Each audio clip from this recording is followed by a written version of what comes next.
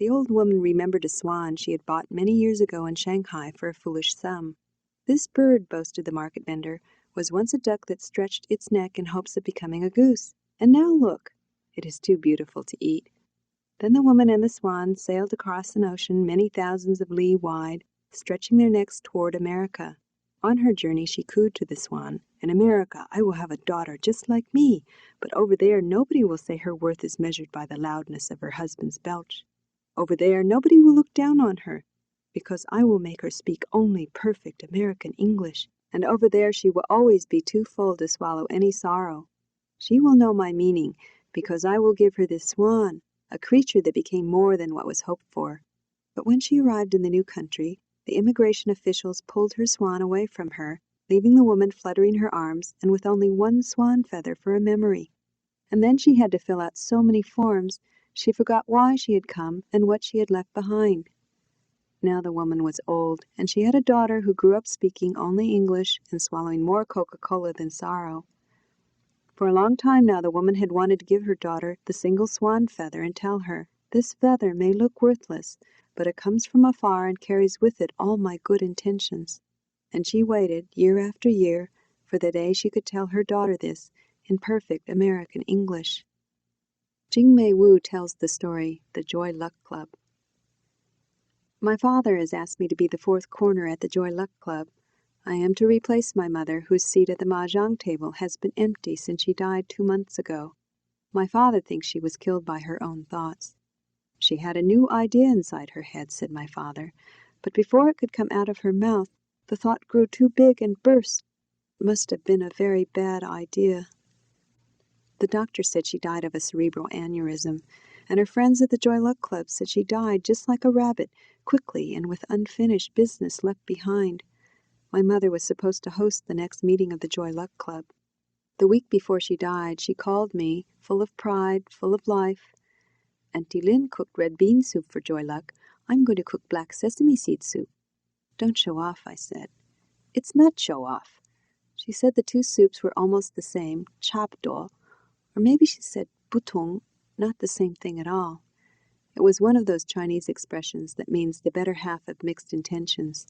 I can never remember things I didn't understand in the first place. My mother started the San Francisco version of the Joy Luck Club in 1949, 2 years before I was born. This was the year my mother and father left China with one stiff leather trunk filled only with fancy silk dresses. There was no time to pack anything else, my mother had explained to my father after they boarded the boat. Still, his hands swam frantically between the slippery silks, looking for his cotton shirts and wool pants. When they arrived in San Francisco, my father made her hide those shiny clothes. She wore the same brown-checked Chinese dress until the Refugee Welcome Society gave her 2 hand-me-down dresses, all too large in sizes for American women. The society was composed of a group of white-haired American missionary ladies from the First Chinese Baptist Church. And because of their gifts, my parents could not refuse their invitation to join the church. Nor could they ignore the old lady's practical advice to improve their English through Bible study class on Wednesday nights, and later through choir practice on Saturday mornings. This was how my parents met the Shues, the Zhangs, and the St. Clairs. My mother could sense that the women of these families also had unspeakable tragedies that they had left behind in China, and hopes they couldn't begin to express in their fragile English. Or at least, my mother recognized the numbness in these women's faces, and she saw how quickly their eyes moved when she told them her idea for the Joy Luck Club. Joy Luck was an idea my mother remembered from the days of her first marriage in Guilin, before the Japanese came. That's why I think of Joy Luck as her Guilin story. The story she would always tell me when she was bored, when there was nothing to do, when every bowl had been washed and the formica table had been wiped down twice, when my father sat reading the newspaper and smoking one Pall Mall cigarette after another, a warning not to disturb him. This is when my mother would take out a box of old ski sweaters sent to us by unseen relatives from Vancouver. She would snip the bottom of a sweater and pull out a kinky thread of yarn, anchoring it to a piece of cardboard, and as she began to roll with one sweeping rhythm, she would start her story. Over the years she told me the same story, except for the ending, which grew darker, casting long shadows into her life and eventually into mine. "I dreamed about Guilin before I ever saw it," my mother began, speaking Chinese. I dreamed of jagged peaks lining a curving river, with magic moss greening the banks, and at the top of these peaks were white mists, and if you could float down this river and eat the moss for food, you would be strong enough to climb the peak. If you slipped, you would only fall into a bed of soft moss and laugh, and once you reached the top, you would be able to see everything and feel such happiness it would be enough to never have worries in your life ever again. But I didn't come to Guilin to see how beautiful it was. The man who was my husband brought me and our 2 babies to Guilin because he thought we would be safe. He was an officer with the Kuomintang, and after he put us down in a small room in a 2-story house, he went off to the northwest, to Chongqing. We knew the Japanese were winning, even when the newspapers said they were not. Every day, every hour, thousands of people poured into the city, crowding the sidewalks, looking for places to live. We were a city of leftovers mixed together. If it hadn't been for the Japanese, there would have been plenty of reason for fighting to break out among these different people. Can you see it? Shanghai people with North Water peasants, bankers with barbers, rickshaw pullers with Burma refugees. So you can see how quickly Guilin lost its beauty for me. I no longer climbed the peaks to say, "How lovely are these hills?" I only wondered which hills the Japanese had reached. I sat in the dark corners of my house with a baby under each arm, waiting with nervous feet. When the sirens cried out to warn us of bombers, my neighbors and I jumped to our feet and scurried to the deep caves to hide like wild animals. But you can't stay in the dark for so long. Something inside of you starts to fade and you become like a starving person, crazy, hungry for light. Outside I could hear the bombing, boom, boom, and then the sound of raining rocks. And inside I was no longer hungry for the cabbage or the turnips of the hanging rock garden. I could only see the dripping bowels of an ancient hill that might collapse on top of me. Can you imagine how it is to want to be neither inside nor outside, to want to be nowhere and disappear? So when the bombing sounds grew farther away, we would come back out like newborn kittens, scratching our way back to the city. And always I would be amazed to find the hills against the burning sky had not been torn apart. I thought up Joy Luck on a summer night that was so hot even the moths fainted to the ground. Their wings were so heavy with the damp heat. Every place was so crowded there was no room for fresh air. Unbearable smells from the sewers rose up to my 2nd-story window, and the stink had nowhere else to go but into my nose. At all hours of the night and day I heard screaming sounds. I didn't know if it was a peasant slitting the throat of a runaway pig, or an officer beating a half-dead peasant for lying in his way on the sidewalk. I didn't go to the window to find out. What use would it have been? And that's when I thought I needed something to do to help me move. My idea was to have a gathering of 4 women, one for each corner of my Mahjong table. I knew which women I wanted to ask. They were all young like me, with wishful faces. One was an army officer's wife, like myself. Another was a girl with a very fine manner from a rich family in Shanghai. She escaped with only a little money. And there was a girl from Nanking who had the blackest hair I have ever seen. She came from a low-class family, but she was pretty and pleasant and had married well to an old man who died and left her with a better life. Each week one of us would host a party to raise money and to raise our spirits. The hostess had to serve special dinshin foods to bring good fortune of all kinds. Dumplings shaped like silver money ingots, long rice noodles for long life, boiled peanuts for conceiving sons, and of course many good luck oranges for a plentiful sweet life. What fine foods we treated ourselves to with our meager allowances. We didn't notice that the dumplings were stuffed mostly with stringy squash, and that the oranges were spotted with wormy holes. We ate sparingly, not as if we didn't have enough, but to protest how we could not eat another bite. We had already bloated ourselves from earlier in the day.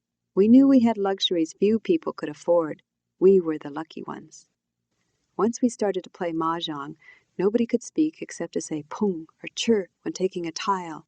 We had to play with seriousness and think of nothing else but adding to our happiness through winning.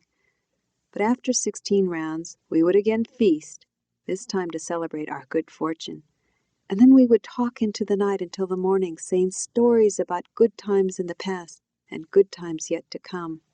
Oh, what good stories!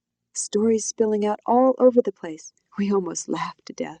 People thought we were wrong to serve banquets every week, while many people in the city were starving, eating rats and later the garbage that the poorest rats used to feed on.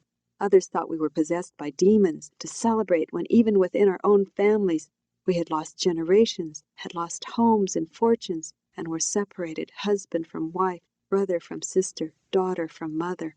Huh! How could we laugh, people asked. It's not that we had no heart or eyes for pain. We were all afraid. We all had our miseries. But to despair was to wish back for something already lost, or to prolong what was already unbearable. What was worse, we asked among ourselves, to sit and wait for our own deaths with proper somber faces, or to choose our own happiness? So we decided to hold parties and pretend each week had become the new year. And each week we could hope to be lucky. That hope was our only joy, and that's how we came to call our little parties Joy Luck. My mother used to end the story on a happy note, bragging about her skill at the game. I won many times, and was so lucky the others teased that I had learned the trick of a clever thief, she said. I won tens of thousands of yuan. But I wasn't rich, no. By then paper money had become worthless. Even toilet paper was worth more, and that made us laugh harder to think 1,000 yuan note wasn't even good enough to rub on our bottoms. I never thought my mother's Guilin story was anything but a Chinese fairy tale, and then one evening she told me a completely different ending to the story. An army officer came to my house early one morning, she said, and told me to go quickly to my husband in Chongqing, and I knew he was telling me to run away from Guilin. I knew what happened to officers and their families when the Japanese arrived. How could I go? There were no trains leaving Guilin. My friend from Nanking, she was so good to me. She bribed a man to steal a wheelbarrow used to haul coal. She promised to warn our other friends. I packed my things and my 2 babies into this wheelbarrow and began pushing to Chongqing 4 days before the Japanese marched into Guilin. On the road I heard news of the slaughter from people running past me. It was terrible. Up to the last day, the Kuomintang insisted that Guilin was safe, protected by the Chinese army. But later that day, the streets of Guilin were strewn with newspapers reporting great Kuomintang victories. And on top of these papers, like fresh fish from a butcher, lay rows of people, men, women, and children, who had never lost hope, but had lost their lives instead. When I heard this news, I walked faster and faster, asking myself at each step, were they foolish? Were they brave? I pushed toward Chongqing until my wheel broke. I abandoned my beautiful Mahjong table of Hongmu. By then I didn't have enough feeling left in my body to cry. I tied scarves into slings and put a baby on each side of my shoulder. I carried a bag in each hand, one with clothes, the other with food. I carried these things until deep grooves grew in my hands, and I finally dropped one bag after the other when my hands began to bleed and became too slippery to hold on to anything. Along the way I saw others had done the same, gradually given up hope. It was like a pathway inlaid with treasures that grew in value along the way. Bolts of fine fabric and books, paintings of ancestors and carpenter tools, until one could see cages of ducklings now quiet with thirst, and later still silver urns lying in the road where people had been too tired to carry them for any kind of future hope.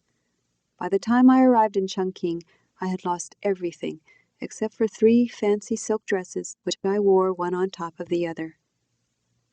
"What do you mean by everything?" I gasped at the end. I was stunned to realize the story had been true all along. What happened to the babies? She didn't even pause to think.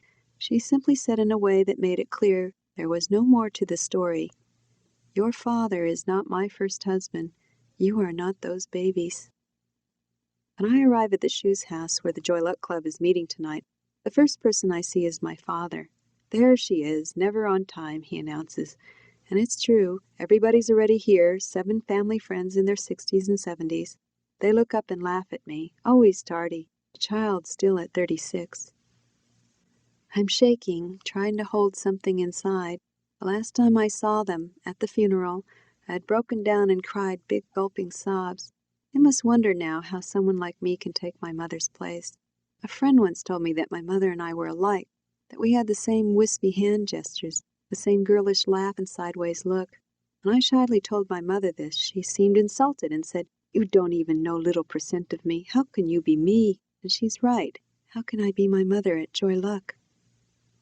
In those days, before my mother told me her Guilin story, I imagined Joy Luck was a shameful Chinese custom, like the secret gathering of the Ku Klux Klan or the tom-tom dances of TV Indians preparing for war.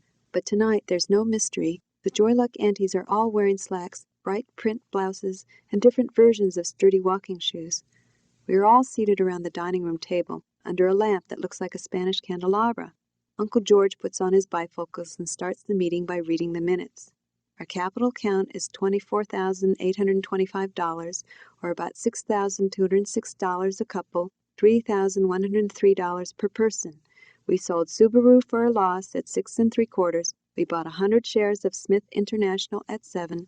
Our thanks to Lindo and Tinjong for the goodies.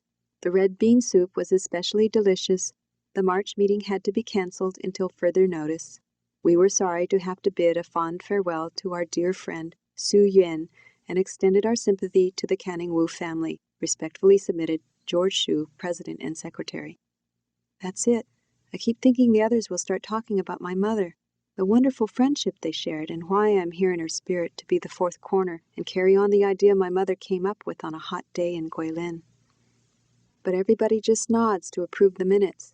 Even my father's head bobs up and down routinely. And it seems to me my mother's life has been shelved for new business. Nobody says to me, "Sit here, this is where your mother used to sit." But I can tell even before everyone sits down, the chair closest to the door has an emptiness to it. But the feeling doesn't really have to do with the chair. It's her place on the table. Without having anyone tell me, I know her corner on the table was the east. The east is where things begin, my mother once told me, the direction from which the sun rises, where the wind comes from. "Do you win like your mother?" asked Auntie Lin across from me. She is not smiling. "I only played a little in college with some Jewish friends." "Ah, Jewish Mahjong," she says in disgusted tones. "Not the same thing." This is what my mother used to say, although she could never explain exactly why. "Maybe I shouldn't play tonight. I'll just watch," I offer. Auntie Lin looks exasperated, as though I were a simple child. "How can we play with just 3 people? Like a table with 3 legs, no balance." "What's the difference between Chinese and Jewish Mahjong?" I once asked my mother. I couldn't tell by her answer if the games were different, or just her attitude toward Chinese and Jewish people. "Entirely different kind of playing," she said in her English explanation voice. "Jewish Mahjong, they watch only for their own tile, play only with their eyes." Then she switched to Chinese. "Chinese Mahjong, you must play using your head, very tricky. You must watch what everybody else throws away and keep that in your head as well. And if nobody plays well, then the game becomes like Jewish Mahjong. Why play? There's no strategy. You're just watching people make mistakes." These kinds of explanations made me feel my mother and I spoke 2 different languages, which we did. I talked to her in English, she answered back in Chinese. "So what's the difference between Chinese and Jewish Mahjong?" I asked Auntie Lin. "Hi-ya," she exclaims in a mock scolding voice. "Your mother did not teach you anything?" Auntie Ying pats my hand. "You a smart girl. You watch us. Do the same. Help us stack the tiles and make 4 walls."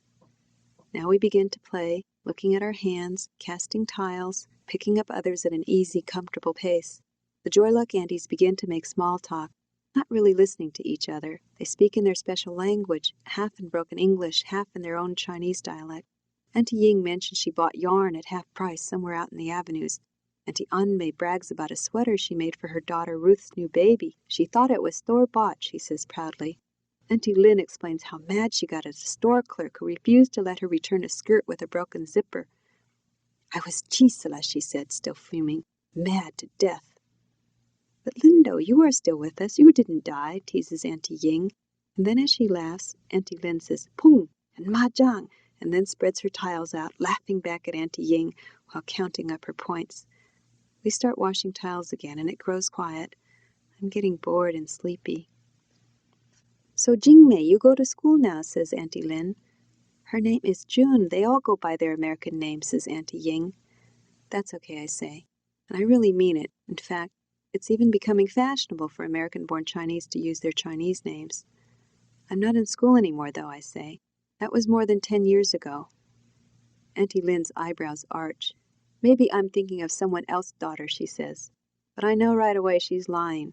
I know my mother probably told her I was going back to school to finish my degree, because somewhere back, maybe just 6 months ago, we were again having this argument about my being a failure, a college drop-off, about my going back to finish.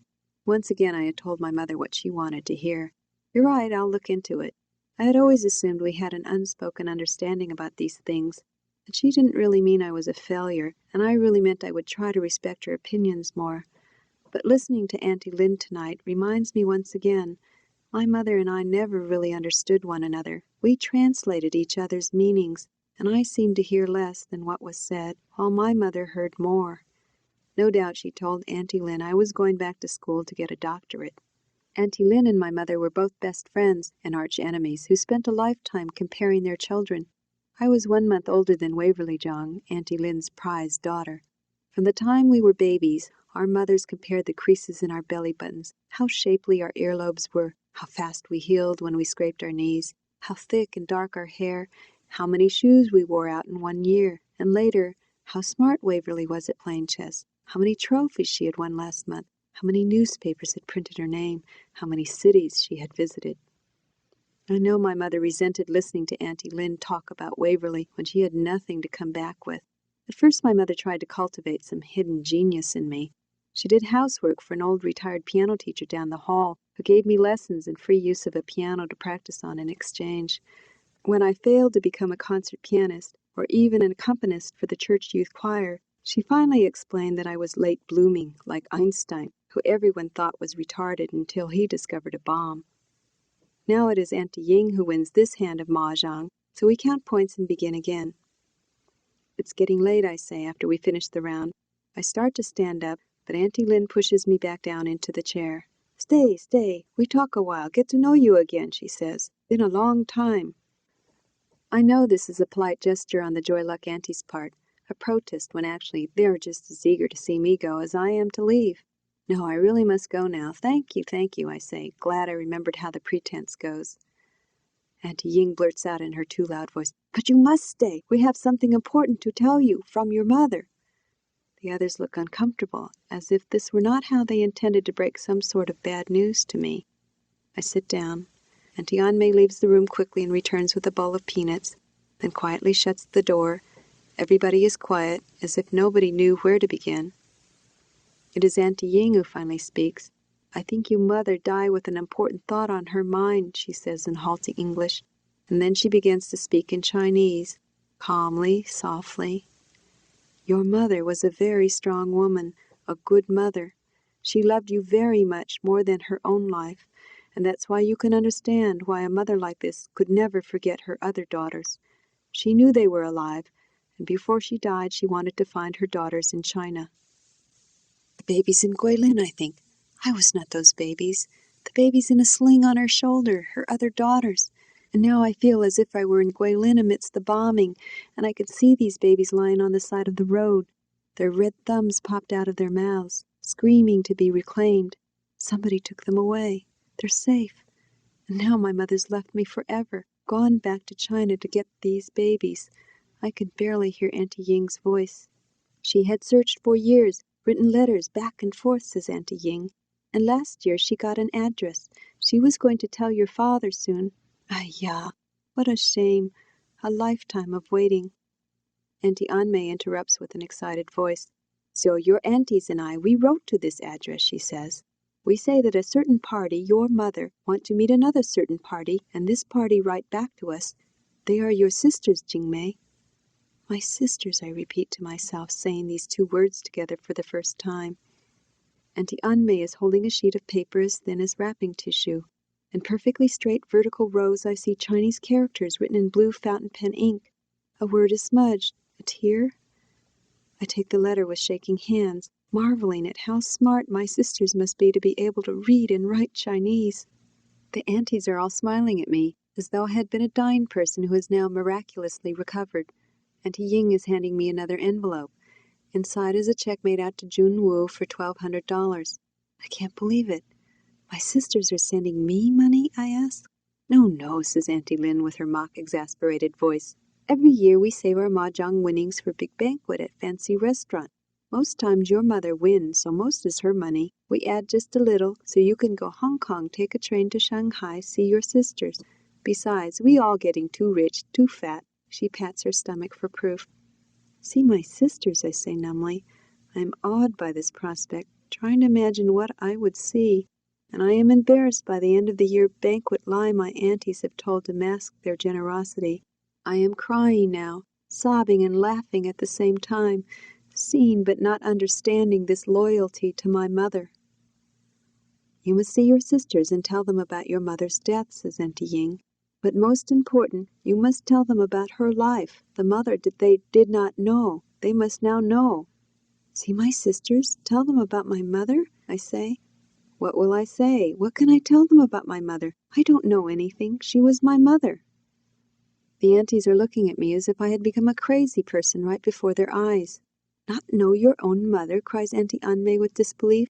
"How can you say? Your mother is in your bones." "Tell them stories of your family here, how she became success," offers Auntie Lin. "Tell them stories she told you, lessons she taught, what you know about her mind that has become your mind," says Auntie Ying. "You mother, very smart lady." I hear more choruses of tell them, as each auntie frantically tries to think what should be passed on. Her kindness, her smartness, her dutiful nature to family, her hopes, things that matter to her, the excellent dishes she cooked. Imagine a daughter not knowing her own mother. And then it occurs to me, they are frightened. In me they see their own daughters, just as ignorant, just as unmindful of all the truths and hopes they had brought to America. They see daughters who grow impatient when their mothers talk in Chinese, who think they are stupid when they explain things in fractured English. They see that joy and luck do not mean the same to their daughters, that to these closed American-born minds, joy-luck is not a word, does not exist. They see daughters who will bear grandchildren born without any connecting hope passed from generation to generation. Anmei Shu tells the story Scar. When I was a young girl in China, my grandmother told me my mother was a ghost. This did not mean my mother was dead. In those days, a ghost was anything we were forbidden to talk about, so I knew Popo wanted me to forget my mother on purpose, and this is how I came to remember nothing of her. The life that I knew began in the large house in Ningpo, with the cold hallways and tall stairs. This was my uncle and auntie's family house, where I lived with Popo and my little brother. But I often heard stories of a ghost who tried to take children away, especially strong-willed little girls who were disobedient. Many times Popo said aloud to all who could hear that my brother and I had fallen out of the bowels of a stupid goose, 2 eggs that nobody wanted, not even good enough to crack over rice porridge. She said this so that the ghost would not steal us away. So you see, to Popo we were also very precious. All my life Popo scared me. I became even more scared when she grew sick. This was in 1923 when I was 9 years old. Popo had swollen up like an overripe squash, so full her flesh had gone soft and rotten with a bad smell. She would call me into her room with a terrible stink and tell me stories. "Anmei," she said, calling me by my school name. "Listen carefully." She told me stories I could not understand. Right before Popo became so sick she could no longer speak, she pulled me close and talked to me about my mother. "Never say her name," she warned. "To say her name is to spit on your father's grave. When you lose your face, Anmei," Popo often said, "it is like dropping your necklace down a well. The only way you can get it back is to fall in after it." Now I could imagine my mother, a thoughtless woman who laughed and shook her head, who dipped her chopsticks many times to eat another piece of sweet fruit, happy to be free of Popo, her unhappy husband on the wall, and her 2 disobedient children. I felt unlucky that she was my mother, and unlucky that she had left us. These were the thoughts I had while hiding in the corner of my room where my father could not watch me. I was sitting at the top of the stairs when she arrived. I knew it was my mother, though I had not seen her in all my memory. She stood just inside the doorway, so that her face became a dark shadow. She was much taller than my auntie, almost as tall as my uncle. She looked strange, too, like the missionary ladies at our school who were insolent and bossy in their 2 tall shoes, foreign clothes, and short hair. I tried to keep very still, but my heart felt like crickets scratching to get out of a cage. My mother must have heard because she looked up, and when she did, I saw my own face looking back at me, eyes that stayed wide open and saw too much. In Popo's room my auntie protested, too late," as my mother approached the bed. But this did not stop my mother. "Come back, stay here," murmured my mother to Popo. "Noor is here. Your daughter is back." Popo's eyes were open, but now her mind ran in many different directions, not staying long enough to see anything. If Popo's mind had been clear, she would have raised her 2 arms and flung my mother out of the room. I watched my mother, seeing her for this first time, this pretty woman with her white skin and oval face, not too round like Auntie's or sharp like Popo's. I saw that she had a long white neck just like the goose that had laid me, that she seemed to float back and forth like a ghost, dipping cool claws to lay on Popo's bloated face. As she peered into Popo's eyes, she clucked soft, worried sounds. When I returned to my room later that afternoon, she was there, standing tall. She took my hand and led me to the settee, and then she also sat down as though we had done this every day. My mother began to loosen my braids and brush my hair with long, sweeping strokes. "Anmei, you have been a good daughter," she asked, smiling a secret look. "Anmei, you know who I am," she said with a small scold in her voice. She stopped brushing, and then I could feel her long, smooth fingers rubbing and searching under my chin, finding the spot that was my smooth neck scar. As she rubbed this spot, I became very still. It was as though she were rubbing the memory back into my skin. And then her hand dropped, and she began to cry, wrapping her hands around her own neck. She cried with a wailing voice that was so sad. And then I remembered the dream with my mother's voice. Here is how I came to love my mother, how I saw her in my own true nature, what was beneath my skin, inside my bones. It was late at night when I went to Popo's room. My auntie said it was Popo's dying time, and I must show respect. I put on a clean dress and stood between my auntie and uncle at the foot of Popo's bed. I cried a little, not too loud. I saw my mother on the other side of the room, quiet and sad. She was cooking a soup, pouring herbs and medicines into the steaming pot. She cooked magic in the ancient tradition to try to cure her mother this one last time. She opened Popo's mouth, already too tight from trying to keep her spirit in. She fed her this soup, but that night Popo flew away with her illness. Even though I was young, I could see the pain of the flesh and the worth of the pain. This is how a daughter honors her mother. It is shao, respect so deep it is in your bones. The pain of the flesh is nothing. The pain you must forget, because sometimes that is the only way to remember what is in your bones. Lin Do-jong tells the story, The Red Candle. I once sacrificed my life to keep my parents' promise. This means nothing to you, because to you promises mean nothing. A daughter can promise to come to dinner, but if she has a headache, if she has a traffic jam, if she wants to watch a favorite movie on TV, she no longer has a promise. I watched this same movie when you did not come. The American soldier promises to come back and marry the girl.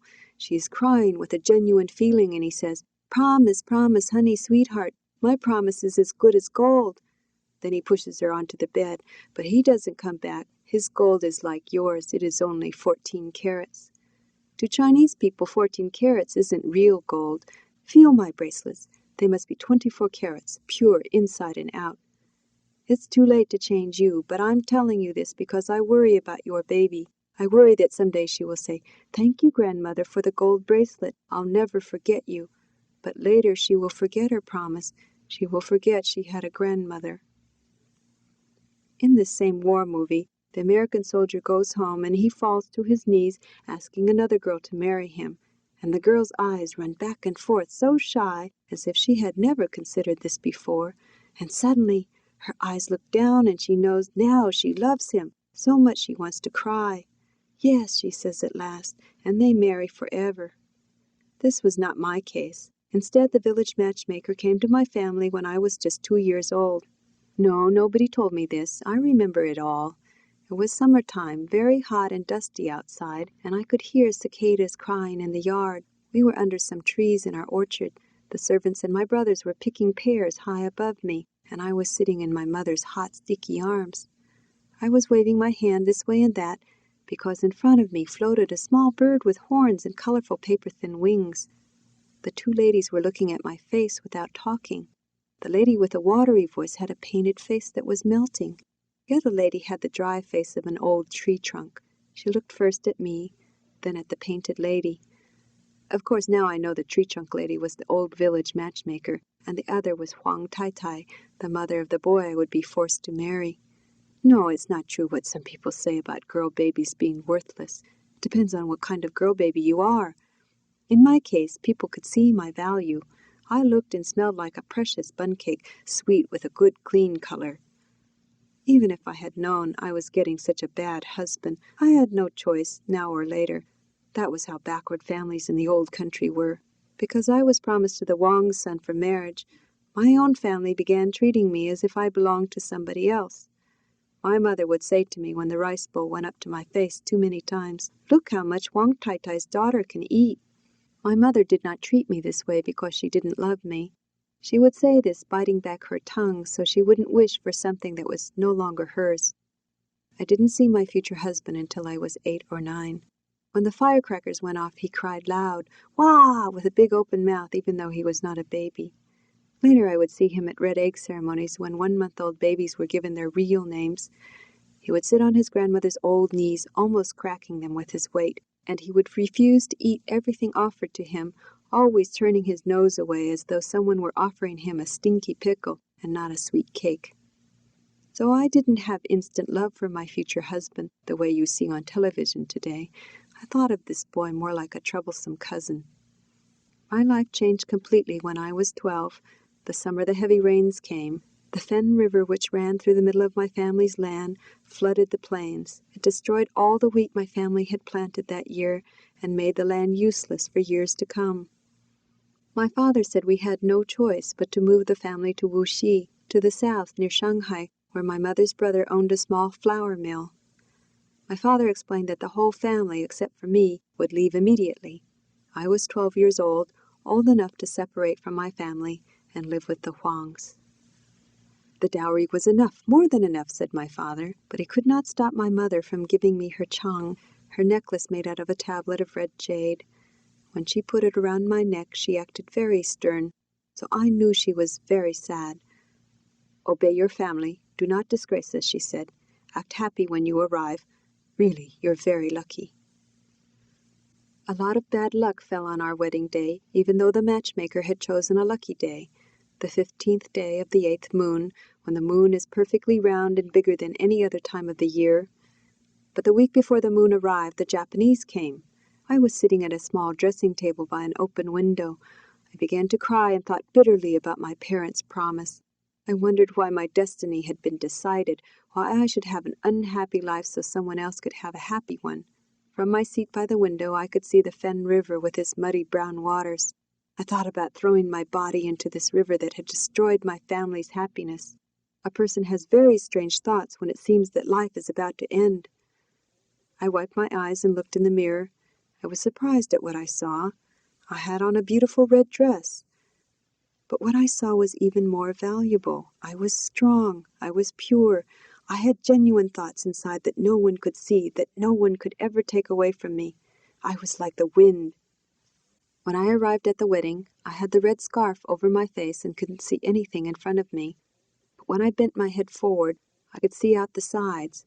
Very few people had come. I saw the Huangs, the same old complaining relatives, now embarrassed by this poor showing, the entertainers with their violins and flutes. And there were a few village people who had been brave enough to come for a free meal. I even saw servants and their children, who must have been added to make the party look bigger. Someone took my hands and guided me down a path. I was like a blind person walking to my fate, but I was no longer scared. I could see what was inside me.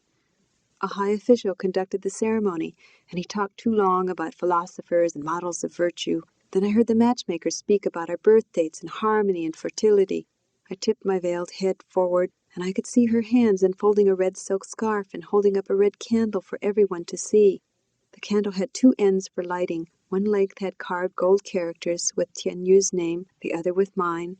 The matchmaker lighted both ends and announced, "The marriage has begun." Tian Yu yanked the scarf off my face and smiled at his friends and family, never even looking at me.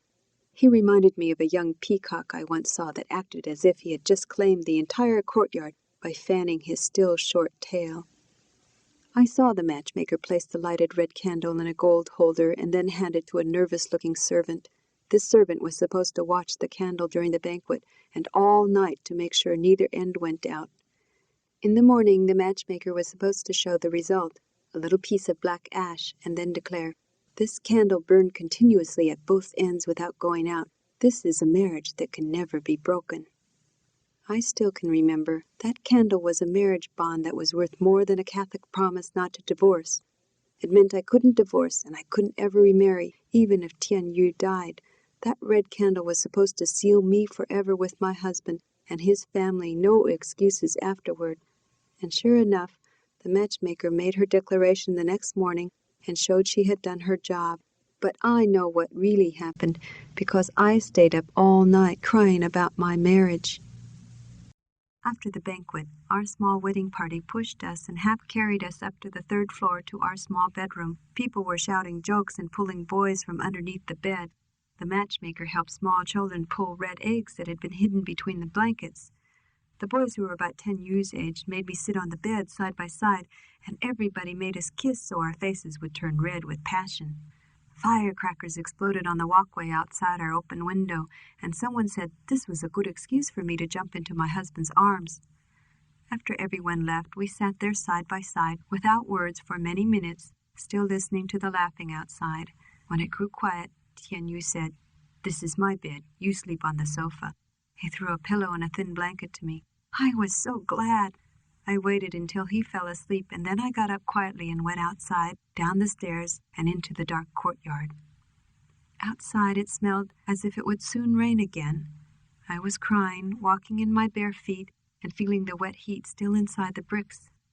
Across the courtyard, I could see the matchmaker's servant through a yellow-lit open window. She was sitting at a table, looking very sleepy as the red candle burned in its special gold holder. I sat down by a tree to watch my fate being decided for me. I must have fallen asleep, because I remember being startled awake by the sound of loud, cracking thunder.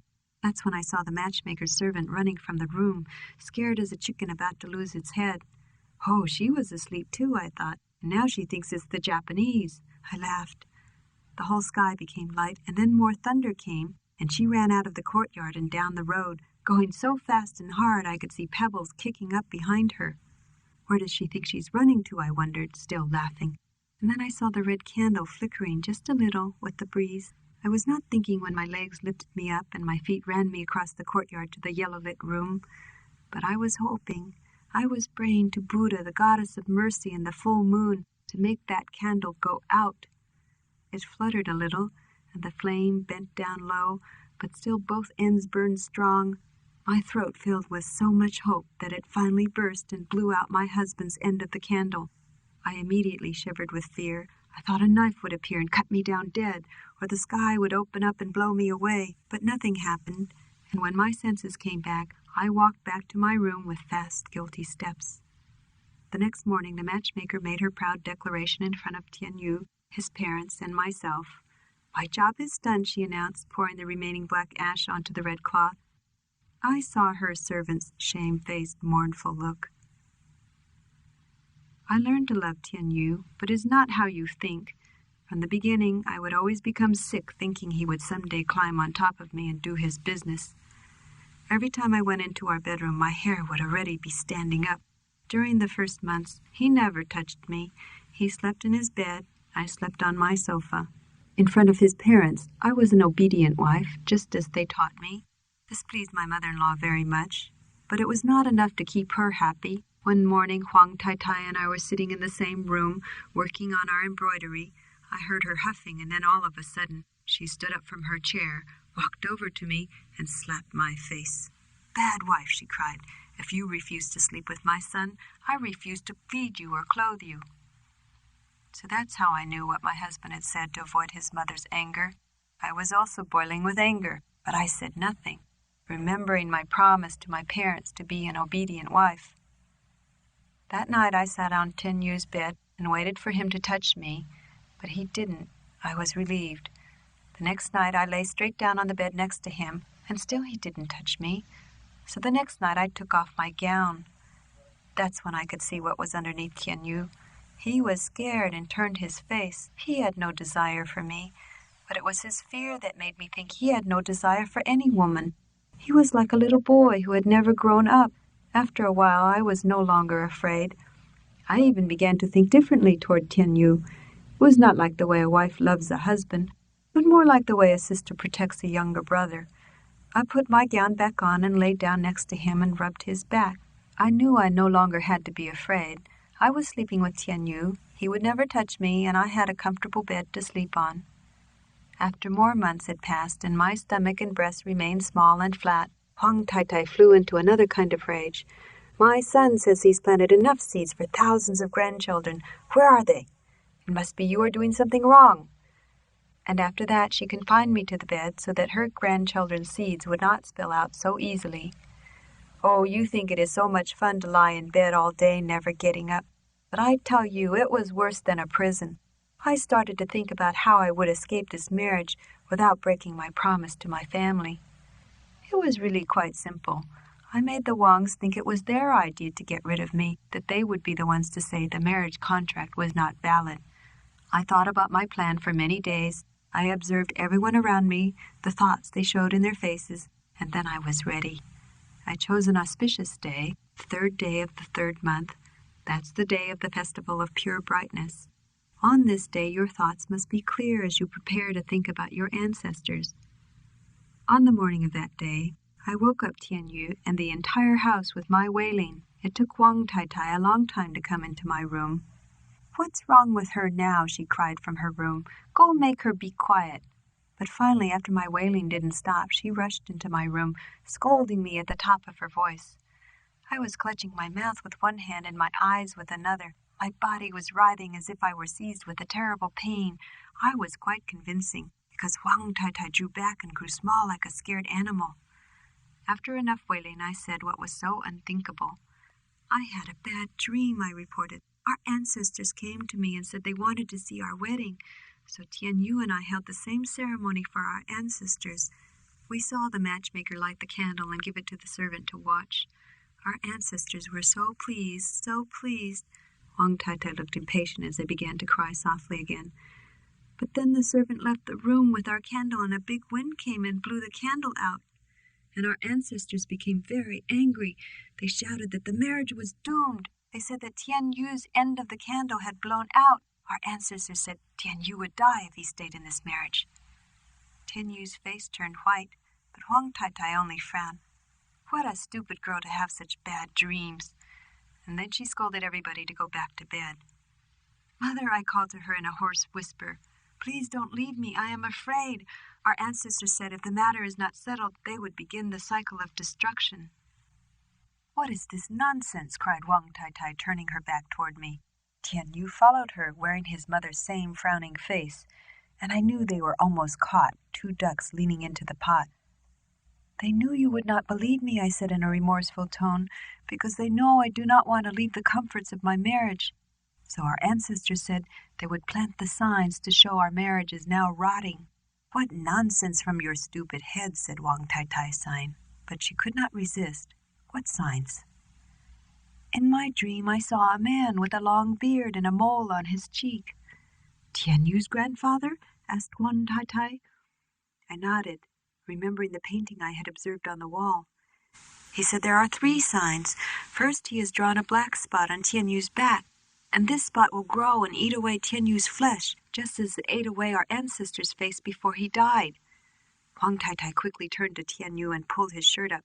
"Ay-ya!" she cried, because there it was, the same black mole the size of a fingertip, just as I had always seen it these past 5 months of sleeping as sister and brother. And then our ancestor touched my mouth, and I patted my cheek as if it already hurt. He said my teeth would start to fall out one by one until I could no longer protest leaving this marriage. Huang Tai pried open my mouth and gasped upon seeing the open spot in the back of my mouth where a rotted tooth fell out 4 years ago. And finally, I saw him plant a seed in a servant girl's womb. He said this girl only pretends to come from a bad family, but she is really from imperial blood, and I lay my head down on the pillow as if too tired to go on. Huang Tai pushed my shoulder. "What does he say?" "He said the servant girl is Tian Yu's true spiritual wife, and the seed he has planted will grow into Tian Yu's child."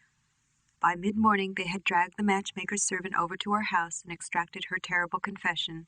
And after much searching, they found the servant girl I liked so much, the one I had watched from my window every day. I had seen her eyes grow bigger and her teasing voice become smaller whenever the handsome delivery man arrived, and later I had watched her stomach grow rounder and her face become longer with fear and worry. So you can imagine how happy she was when they forced her to tell the truth about her imperial ancestry. I heard later she was so struck with this miracle of marrying Tian Yu, she became a very religious person who ordered servants to sweep the ancestors' graves not just once a year, but once a day. There's no more to the story. They didn't blame me so much. Huang Taitai got her grandson. I got my clothes, a rail ticket to Peking, and enough money to go to America. The Wangs asked only that I never tell anybody of any importance about the story of my doomed marriage. It's a true story, how I kept my promise, how I sacrificed my life.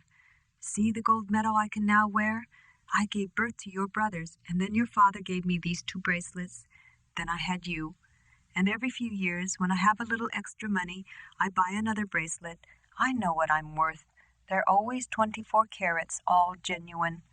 But I'll never forget. On the day of the festival of pure brightness, I'd take off all my bracelets. I remember the day when I finally knew a genuine thought and could follow where it went. That was the day I was a young girl with my face under a red marriage scarf. I promised not to forget myself.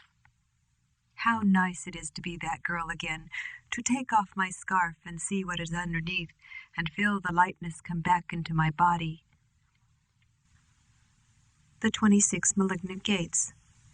Do not ride your bicycle around the corner, the mother had told the daughter when she was 7. Why not? Protested the girl. Because then I cannot see you, and you will fall down and cry, and I will not hear you. How do you know I'll fall? Whined the girl. It is in a book, The 26 Malignant Gates, all the bad things that can happen to you outside the protection of this house. I don't believe you. Let me see the book. It is written in Chinese. You cannot understand it. That is why you must listen to me. What are they, then? The girl demanded. Tell me the 26 bad things. But the mother sat knitting in silence. What 26? Shouted the girl. The mother still did not answer her. You can't tell me because you don't know. You don't know anything. And the girl ran outside, jumped on her bicycle, and in her hurry to get away, she fell before she even reached the corner. Waverly Zhang tells the story, Rules of the Game. I was 6 when my mother taught me the art of invisible strength. It was a strategy for winning arguments, respect from others, and eventually, though neither of us knew it at the time, chess games. Bite back your tongue, scolded my mother when I cried loudly, yanking her hand toward the store that sold bags of salted plums. At home she said, Wise guy, he not go against wind. In Chinese we say, come from south, blow with wind, boom, north will follow. Strongest wind cannot be seen. The next week, I bit back my tongue as we entered the store with the forbidden candies. When my mother finished her shopping, she quietly plucked a small bag of plums from the rack and put it on the counter with the rest of the items. My mother imparted her daily truths so she could help my older brothers and me rise above our circumstances. We lived in San Francisco's Chinatown. My mother named me after the street that we lived on, Waverly Place, Zhang, my official name for important American documents. But my family called me Mei Mei, little sister. I was the youngest, the only daughter. Each morning before school, my mother would twist and yank on my thick black hair until she had formed 2 tightly wound pigtails. One day, as she struggled to weave a hard-toothed comb through my disobedient hair, I had a sly thought. I asked her, Ma, what is Chinese torture? My mother shook her head. A bobby pin was wedged between her lips. She wetted her palm and smoothed the hair above my ear, then pushed the pin in so that it nicked sharply against my scalp. Who say this word? She asked, without a trace of knowing how wicked I was being. I shrugged my shoulders and said, Some boy in my class said Chinese people do Chinese torture. Chinese people do many things, she said simply.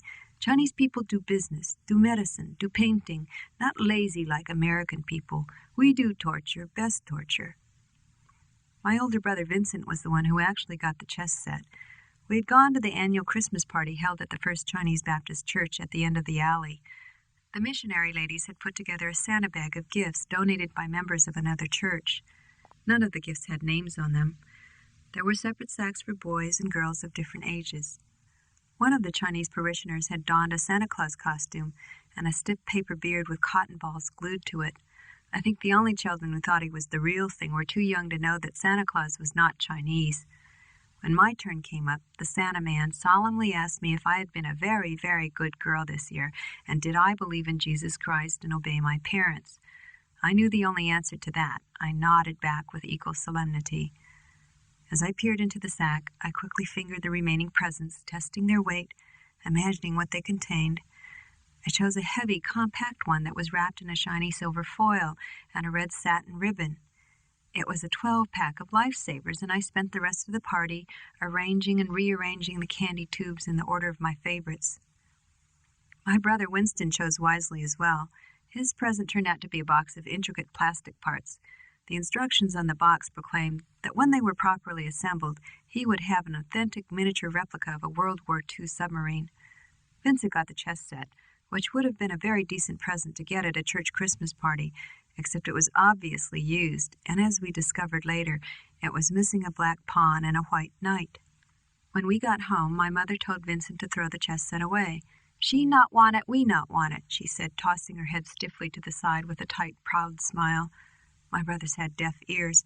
They were already lining up the chess pieces and reading from the dog-eared instruction book. I watched Vincent and Winston playing during Christmas week. The chessboard seemed to hold elaborate secrets waiting to be untangled, and my brothers wore such serious faces that I was sure something was at stake that was greater than avoiding the tradesman's door to Hong Sing's. Let me, I begged between games when one brother or the other would sit back with a deep sigh of relief and victory.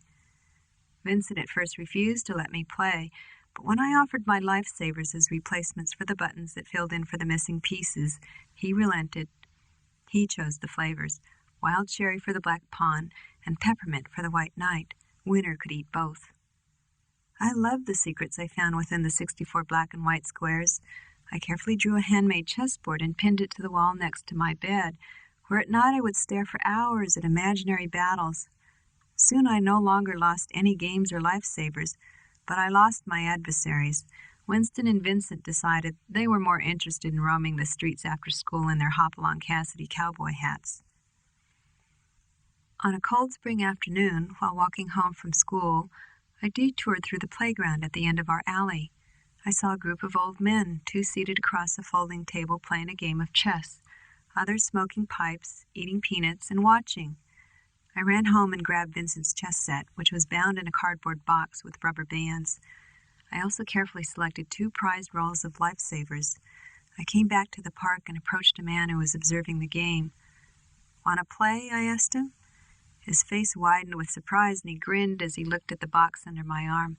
"Little sister, been a long time since I played with dolls," he said, smiling benevolently. I quickly put the box down next to him on the bench and displayed my retort. Lao Po, as he later allowed me to call him, turned out to be a much better player than my brothers. I lost many games and many lifesavers, but over the weeks, with each diminishing roll of candies, I added new secrets. A small weekend crowd of Chinese people and tourists would gather as I played and defeated my opponents one by one. A man who watched me play in the park suggested that my mother allow me to play in local chess tournaments. My mother smiled graciously, an answer that meant nothing. I desperately wanted to go, but I bit back my tongue. I knew she would not let me play among strangers. So as we walked home, I said in a small voice that I didn't want to play in the local tournament. They would have American rules. If I lost, I would bring shame on my family. "It's shame you fall down, nobody push you," said my mother. During my first tournament, my mother sat with me in the front row as I waited for my turn. When my name was called, I leapt up. My mother unwrapped something in her lap. It was her chung, a small tablet of red jade which held the sun's fire. "Is luck," she whispered, and tucked it into my dress pocket. I turned to my opponent, a 15-year-old boy from Oakland. He looked at me, wrinkling his nose. As I began to play, the boy disappeared, the color ran out of the room, and I saw only my white pieces and his black ones waiting on the other side. A light wind began blowing past my ears. It whispered secrets only I could hear. My mother placed my first trophy next to the new plastic chess set that the neighborhood Tao Society had given me. As she wiped each piece with a soft cloth, she said, "Next time, win more, lose less." "Ma, it's not how many pieces you lose," I said. "Sometimes you need to lose pieces to get ahead." "Better to lose less, see if you really need." At the next tournament, I won again, but it was my mother who wore the triumphant grin. "Lost 8 piece this time. Last time was 11. What I tell you, better off lose less." I was annoyed, but I couldn't say anything. I attended more tournaments, each one farther away from home. I won all games in all divisions. The Chinese bakery downstairs from our flat displayed my growing collection of trophies in its window, amidst the dust-covered cakes that were never picked up. The day after I won an important regional tournament, the window encased a fresh sheet cake with whipped cream frosting and red script saying, "Congratulations, Waverly Jong, Chinatown chess champion." Soon after that, a flower shop, headstone engraver, and funeral parlor offered to sponsor me in national tournaments. That's when my mother decided I no longer had to do the dishes. Winston and Vincent had to do my chores. By my 9th birthday, I was a national chess champion. I was still some 429 points away from grandmaster status, but I was touted as the great American hope, a child prodigy, and a girl to boot. They ran a photo of me in Life magazine next to a quote in which Bobby Fischer said, "There will never be a woman grandmaster." "Your move, Bobby," said the caption. My mother would proudly walk with me, visiting many shops, buying very little. "This my daughter Waverly Jong," she said to whoever looked her way. One day, after we left a shop, I said under my breath, "I wish you wouldn't do that, telling people I'm your daughter." My mother stopped walking. Crowds of people with heavy bags brushed past us on the sidewalk, bumping into first one shoulder, then another. "Ay-ya, so shame be with mother." She grasped my hand even tighter as she glared at me. I looked down. "It's not that. It's just so obvious. It's just so embarrassing." "Embarrass you be my daughter?" Her voice was cracking with anger. "That's not what I meant. That's not what I said." "What you say?" I knew it was a mistake to say anything more, but I heard my voice speaking. "Why do you have to use me to show off? If you want to show off, then why don't you learn to play chess?" My mother's eyes turned into dangerous black slits. She had no words for me, just sharp silence. I felt the wind rushing around my hot ears. I jerked my hand out of my mother's tight grasp and spun around, knocking into an old woman. Her bag of groceries spilled to the ground. "Ay-ya, stupid girl," my mother and the old woman cried. Oranges and tin cans careened down the sidewalk. As my mother stooped to help the old woman pick up the escaping food, I took off. I raced down the street, dashing between people, not looking back as my mother screamed shrilly, "May, May, May, May!" I fled down an alley past dark curtained shops and merchants washing the grime off their windows. I sped into the sunlight, into a large street crowded with tourists examining trinkets and souvenirs. I ducked into another dark alley, down another street, up another alley. I ran until it hurt and I realized I had nowhere to go, that I was not running from anything. The alleys contained no escape routes. In my head, I saw a chessboard with 64 black and white squares. Opposite me was my opponent, 2 angry black slits. Her black men advanced across the plain, slowly marching to each successive level as a single unit. My white pieces screamed as they scurried and fell off the board one by one. As her men drew closer to my edge, I felt myself growing light. I rose into the air and flew out the window, higher and higher above the alley, over the tops of tiled roofs, where I was gathered up by the wind and pushed up toward the night sky, until everything below me disappeared and I was alone. I closed my eyes and pondered my next move. Rose Shue Jordan tells the story Half and Half. As proof of her faith, my mother used to carry a small leatherette Bible when she went to the First Chinese Baptist Church every Sunday. But later, after my mother lost her faith in God, that leatherette Bible wound up wedged under a too short table leg, a way for her to correct the imbalances of life. It's been there for over 20 years. My mother pretends that Bible isn't there. Whenever anyone asks her what it's doing there, she says, a little too loudly, "Oh, this? I forgot." But I know she sees it. My mother is not the best housekeeper in the world, and after all these years, that Bible is still clean white. Tonight I'm watching my mother sweep under the same kitchen table, something she does every night after dinner. She gently pokes her broom around the table leg propped up by the Bible. I watch her, sweep after sweep, waiting for the right moment to tell her about Ted and me, that we're getting divorced. When I tell her, I know she's going to say, "This cannot be." And when I say, that it is certainly true that our marriage is over, I know what else she will say. Then you must save it. And even though I know it's hopeless, there's absolutely nothing left to save. I'm afraid if I tell her that, she'll still persuade me to try. I think it's ironic that my mother wants me to fight the divorce. 17 years ago, she was chagrined when I started dating Ted. My older sisters had dated only Chinese boys from church before getting married. I have to admit that what I initially found attractive in Ted were precisely the things that made him different from my brothers and the Chinese boys I had dated. His brashness, the assuredness in which he asked for things and expected to get them, his opinionated manner, his angular face and lanky body, the thickness of his arms, the fact that his parents immigrated from Tarrytown, New York, not Tianjin, China. He is American, warned my mother, as if I had been too blind to notice. A Weigoran. I'm American too, I said, and it's not as if I'm going to marry him or something. Mrs. Jordan also had a few words to say. Ted had casually invited me to a family picnic, the annual clan reunion held by the polo fields in Golden Gate Park. Although we had dated only a few times in the last month, and certainly had never slept together since both of us lived at home, Ted introduced me to all his relatives as his girlfriend, which until then I didn't know I was. Later, when Ted and his father went off to play volleyball with the others, his mother took my hand and we started walking along the grass away from the crowd. She squeezed my palm warmly, but never seemed to look at me. "I'm so glad to meet you finally," Mrs. Jordan said. I wanted to tell her I wasn't really Ted's girlfriend, but she went on. "I think it's nice that you and Ted are having such a lot of fun together, so I hope you won't misunderstand what I have to say." And then she spoke quietly about Ted's future, his need to concentrate on his medical studies, why it would be years before he could even think about marriage. She assured me she had nothing whatsoever against minorities. She and her husband, who owned a chain of office supply stores, personally knew many fine people who were Oriental, Spanish, and even black. But Ted was going to be in one of those professions where he could be judged by a different standard, by patients and other doctors who might not be as understanding as the Jordans were. She said it was so unfortunate the way the rest of the world was, how unpopular the Vietnam War was.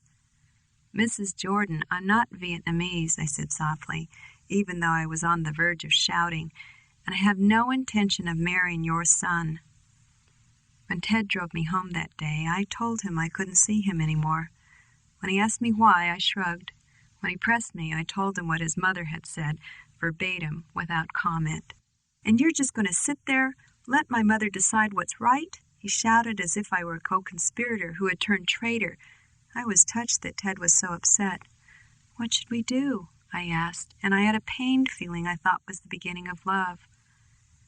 In those early months, we clung to each other with a rather silly desperation, because in spite of anything my mother or Mrs. Jordan could say, there was nothing that really prevented us from seeing one another. "What should we do?" I continued to ask him. And within a year of our first meeting, we were living together. The month before Ted started medical school at UCSF, we were married in the Episcopal Church, and Mrs. Jordan sat in the front pew, crying as was expected of the groom's mother. When Ted finished his residency in dermatology, we bought a run-down 3-story Victorian with a large garden in Ashbury Heights. Ted helped me set up a studio downstairs so I could take in work as a freelance production assistant for graphic artists. Over the years, Ted decided where we went on vacation. He decided what new furniture we would buy. He decided we should wait until we moved into a better neighborhood before having children. We used to discuss some of these matters, but we both knew the question would boil down to my saying, "Ted, you decide." After a while, there were no more discussions. Ted simply decided, and I never thought of objecting. I preferred to ignore the world around me, obsessing only over what was in front of me, my T-square, my X-Acto knife, my blue pencil. But last year, Ted's feeling about what he called decision and responsibility changed. A new patient had come to him asking what she could do about the spidery veins on her cheeks, and when he told her he could suck the red veins out and make her beautiful again, she believed him. But instead, he accidentally sucked a nerve out, and the left side of her smile fell down and she sued him. After he lost the malpractice lawsuit, his first, and a big shock to him I now realize, he started pushing me to make decisions. Did I think we should buy an American car or a Japanese car? Should we change from whole life to term insurance? What did I think about that candidate who supported the Contras? What about a family? I thought about things, the pros and cons, but in the end I would be so confused because I never believed there was ever any one right answer, yet there were many wrong ones. So whenever I said, "You decide," or "I don't care," or "Either way is fine with me," Ted was saying in his impatient voice, "No, you decide. You can't have it both ways. None of the responsibility, none of the blame." I could feel things changing between us. A protective veil had been lifted, and Ted now started pushing me about everything. He asked me to decide on the most trivial matters, as if he were baiting me. Italian food or Thai? One appetizer or two? Which appetizer?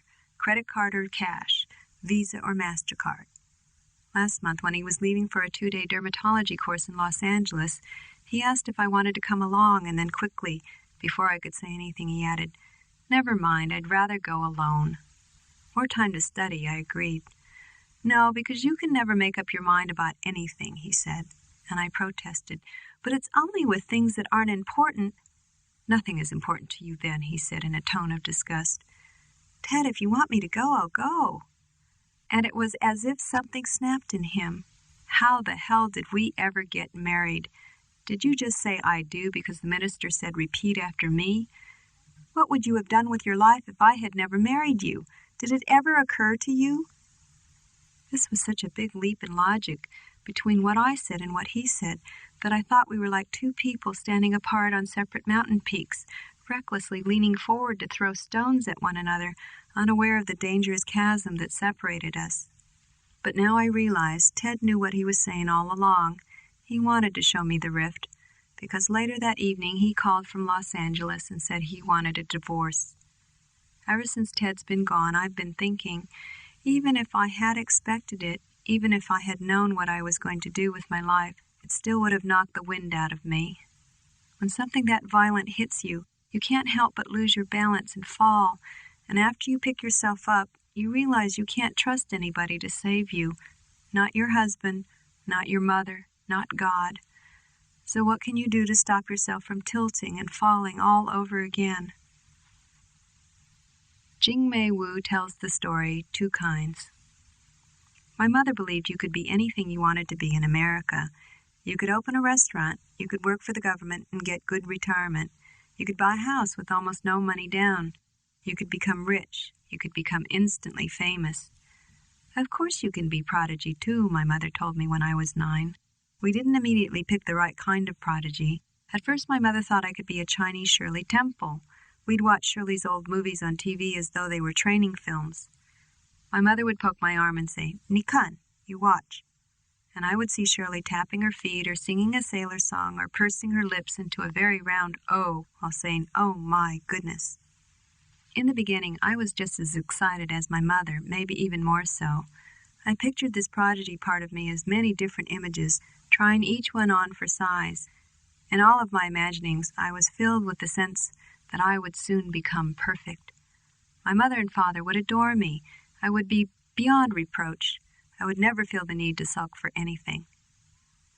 Every night after dinner, my mother and I would sit at the Formica kitchen table. She would present new tests, taking her examples from stories of amazing children she had read in Ripley's Believe It or Not, or Good Housekeeping, Reader's Digest, and a dozen other magazines she kept in a pile in our bathroom. My mother got these magazines from people whose houses she cleaned, and since she cleaned many houses each week, we had a great assortment. She would look through them all, searching for stories about remarkable children. The first night she brought out a story about a 3-year-old boy who knew the capitals of all the states and even most of the European countries. "What's the capital of Finland?" my mother asked me, looking at the magazine story.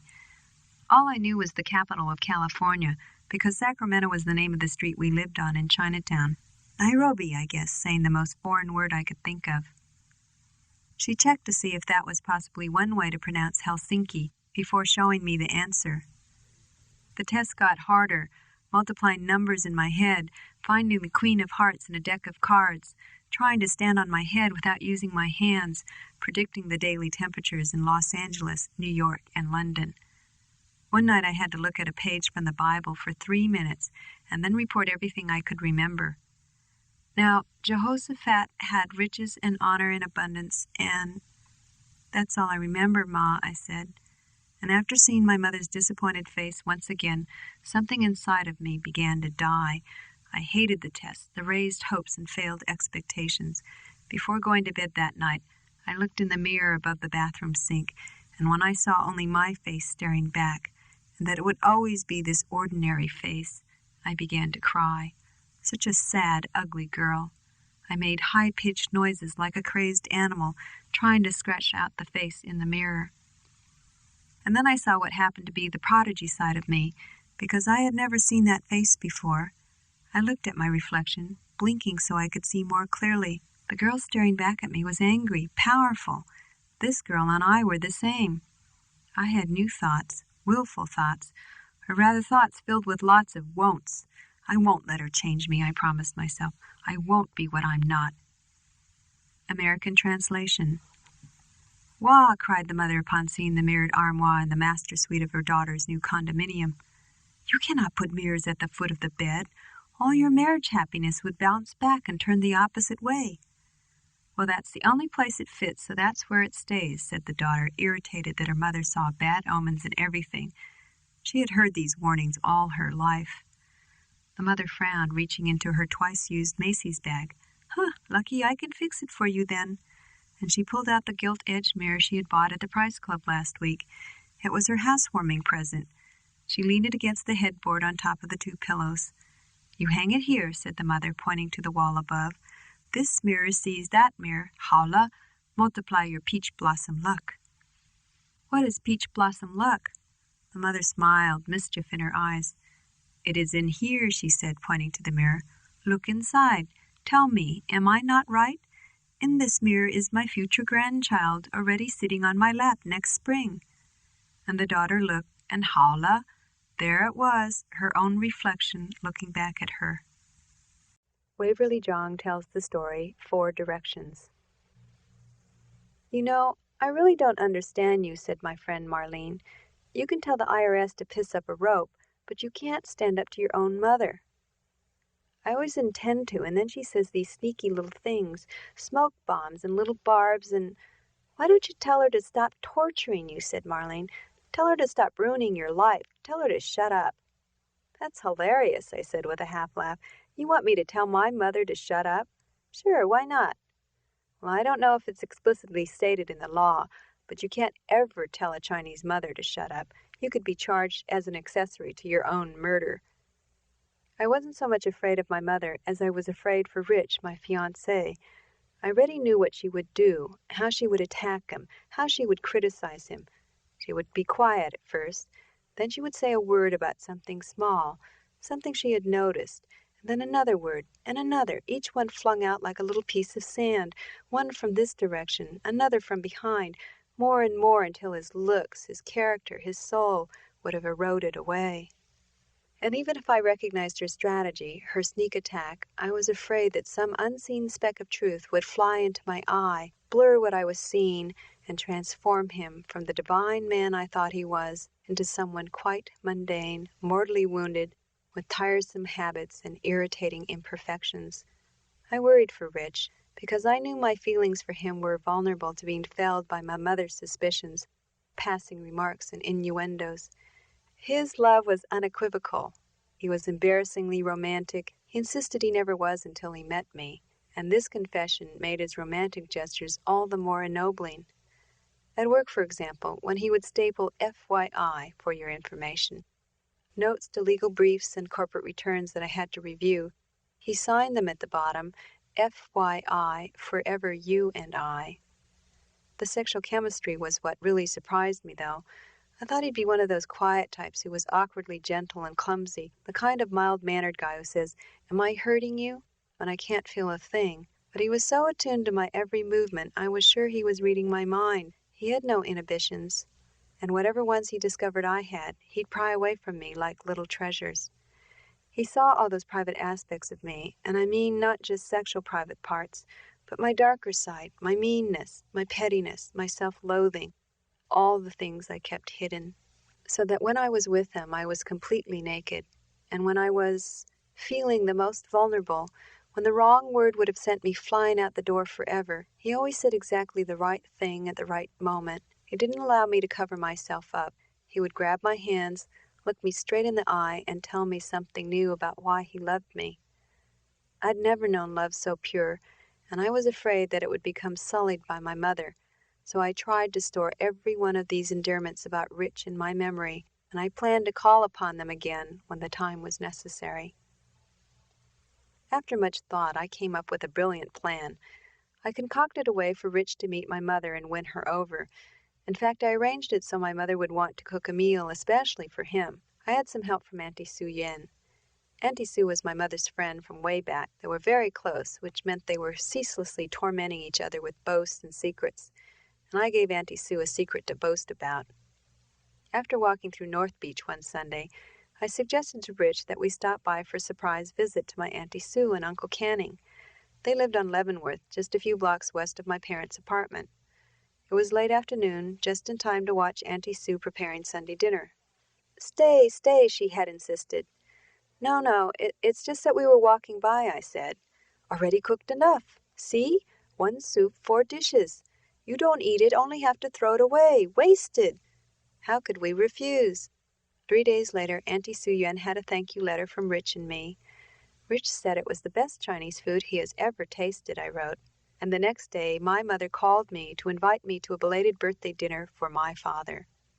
I knew she would do this, because cooking was how my mother expressed her love, her pride, her power, her proof that she knew more than Auntie Sue. Just be sure you tell her later that her cooking was the best you ever tasted, and that it was far better than Auntie Sue's, I told Rich. Believe me. The night of the dinner, I sat in the kitchen watching her cook, waiting for the right moment to tell her about my marriage plans, that we had decided to get married next July, about 7 months away. I was hoping she would say something first about Rich. I had seen her expression when she opened the door, her forced smile as she scrutinized him from head to toe. Rich was not only not Chinese, he was a few years younger than I was. And unfortunately, he looked much younger with his curly red hair, smooth pale skin, and the splash of orange freckles across his nose. He was a bit on the short side, compactly built. In his dark business suits, he looked nice, but easily forgettable, like somebody's nephew at a funeral. Which was why I didn't notice him the first year we worked together at the firm, but my mother noticed everything. So what do you think of Rich? I finally asked her, holding my breath. She tossed the eggplant in the hot oil, and it made a loud, angry hissing sound. So many spots on his face, she said. I could feel the pinpricks on my back. They're freckles. Freckles are good luck, you know, I said a bit too heatedly and trying to raise my voice above the din of the kitchen. Oh, she said innocently. I couldn't save Rich in the kitchen, and I couldn't save him later at the dinner table. When I offered Rich a fork, he insisted on using the slippery ivory chopsticks. He held them splayed like the knock-kneed legs of an ostrich while picking up a large chunk of sauce-coated eggplant. Halfway between his plate and his open mouth, the chunk fell on his crisp white shirt and then slid into his crotch. He thought he was being polite by refusing seconds when he should have followed my father's example, who made a big show of taking small portions of seconds, thirds, and even fourths, always saying he could not resist another bite of something or another, and then groaning that he was so full he thought he would burst. But the worst was when Rich criticized my mother's cooking, and he didn't even know what he had done. As is the Chinese cook's custom, my mother always made disparaging remarks about her own cooking. That night she chose to direct it toward her famous steamed pork and preserved vegetable dish, which she always served with special pride. "Aye, this dish not salty enough, no flavor," she complained after tasting a small bite. "It is too bad to eat." This was our family's cue to eat some and proclaim it the best she had ever made. But before we could do so, Rich said, "You know, all it needs is a little soy sauce," and he proceeded to pour a riverful of the salty black stuff on the platter right before my mother's horrified eyes. When we got home that night, after we put Shoshana, my daughter, to bed, he said modestly, "Well, I think we hit it off A-OK." He had the look of a Dalmatian, panting, loyal, waiting to be petted. "Mm-hmm," I said. I was putting on my old nightgown, a hint that I was not feeling amorous. I was still shuddering, remembering how Rich had firmly shaken both my parents' hands with that same easy familiarity used with nervous new clients. "Linda, Tim," he said. "We'll see you again soon, I'm sure." My parents' names are Lindo and Tin Jong, and nobody except a few older family friends ever calls them by their first names. That night after the dinner, I lay in bed, tense. I was despairing over this latest failure, made worse by the fact that Rich seemed blind to it all. He looked so pathetic, so pathetic. Those words! My mother was doing it again, making me see black where I once saw white. In her hands, I always became the pawn. I could only run away, and she was the queen, able to move in all directions, relentless in her pursuit, always able to find my weakest spots. I woke up late with teeth clenched and every nerve on edge. Rich was already up, showered, and reading the Sunday paper. "Morning, doll," he said between noisy munches of cornflakes. I put on my jogging clothes and headed out the door, got into the car, and drove to my parents' apartment. I found her sleeping soundly on the sofa. The back of her head was resting on a white embroidered doily. Her mouth was slack, and all the lines in her face were gone. With her smooth face, she looked like a young girl, frail, guileless, and innocent. One arm hung limply down the side of the sofa. Her chest was still. All her strength was gone. She had no weapons, no demons surrounding her. She looked powerless, defeated. And then I was seized with a fear that she looked like this because she was dead. She had died when I was having terrible thoughts about her. I'd wished her out of my life, and she had acquiesced, floating out of her body to escape my terrible hatred. "Ma," I said sharply. "Ma," I whined, starting to cry. And her eyes slowly opened. She blinked. Her hands moved with life. "Sama? Mimia, is that you?" I was speechless. She had not called me Maymay, my childhood name, in many years. She sat up and the lines in her face returned, only now they seemed less harsh, soft creases of worry. "Why are you here? Why are you crying? Something has happened." I didn't know what to say or do. In a matter of seconds, it seemed, I had gone from being angered by her strength to being amazed by her innocence, and then frightened by her vulnerability. And now I felt numb, strangely weak, as if someone had unplugged me and the current running through me had stopped. "Nothing's happened. Nothing's the matter. I don't know why I'm here," I said in a hoarse voice. "I wanted to talk to you. I wanted to tell you. Rich and I are getting married." I closed my eyes shut, waiting to hear her protests, her laments, the dry voice delivering some sort of painful verdict. "Jardala, I already know this," she said, as if to ask why I was telling her this again. "You know?" "Of course. Even if you didn't tell me," she said simply. This was worse than I had imagined. She had known all along. "I know you hate him," I said in a quavering voice. "I know you think he's not good enough, but I..." "Hate? Why do you think I hate your future husband?" I wasn't going to let her escape this time. "When you met him, you said he had spots on his face." She looked at me, puzzled. "Is this not true?" "Yes, but you said it just to be mean, to hurt me, to... Yeah, why do you think these bad things about me?" Her face looked old and full of sorrow. "So you think your mother is this bad. You think I have a secret meaning, but it is you who had this meaning. Yeah, she thinks I am this bad." She sat straight and proud on the sofa, her mouth clamped tight, her hands clasped together, her eyes sparkling with angry tears. Oh, her strength, her weakness, both pulling me apart. My mind was flying one way, my heart another. I sat down on the sofa next to her, the two of us stricken by the other. I saw what I had been fighting for. It was for me, a scared child who had run away a long time ago to what I had imagined was a safer place.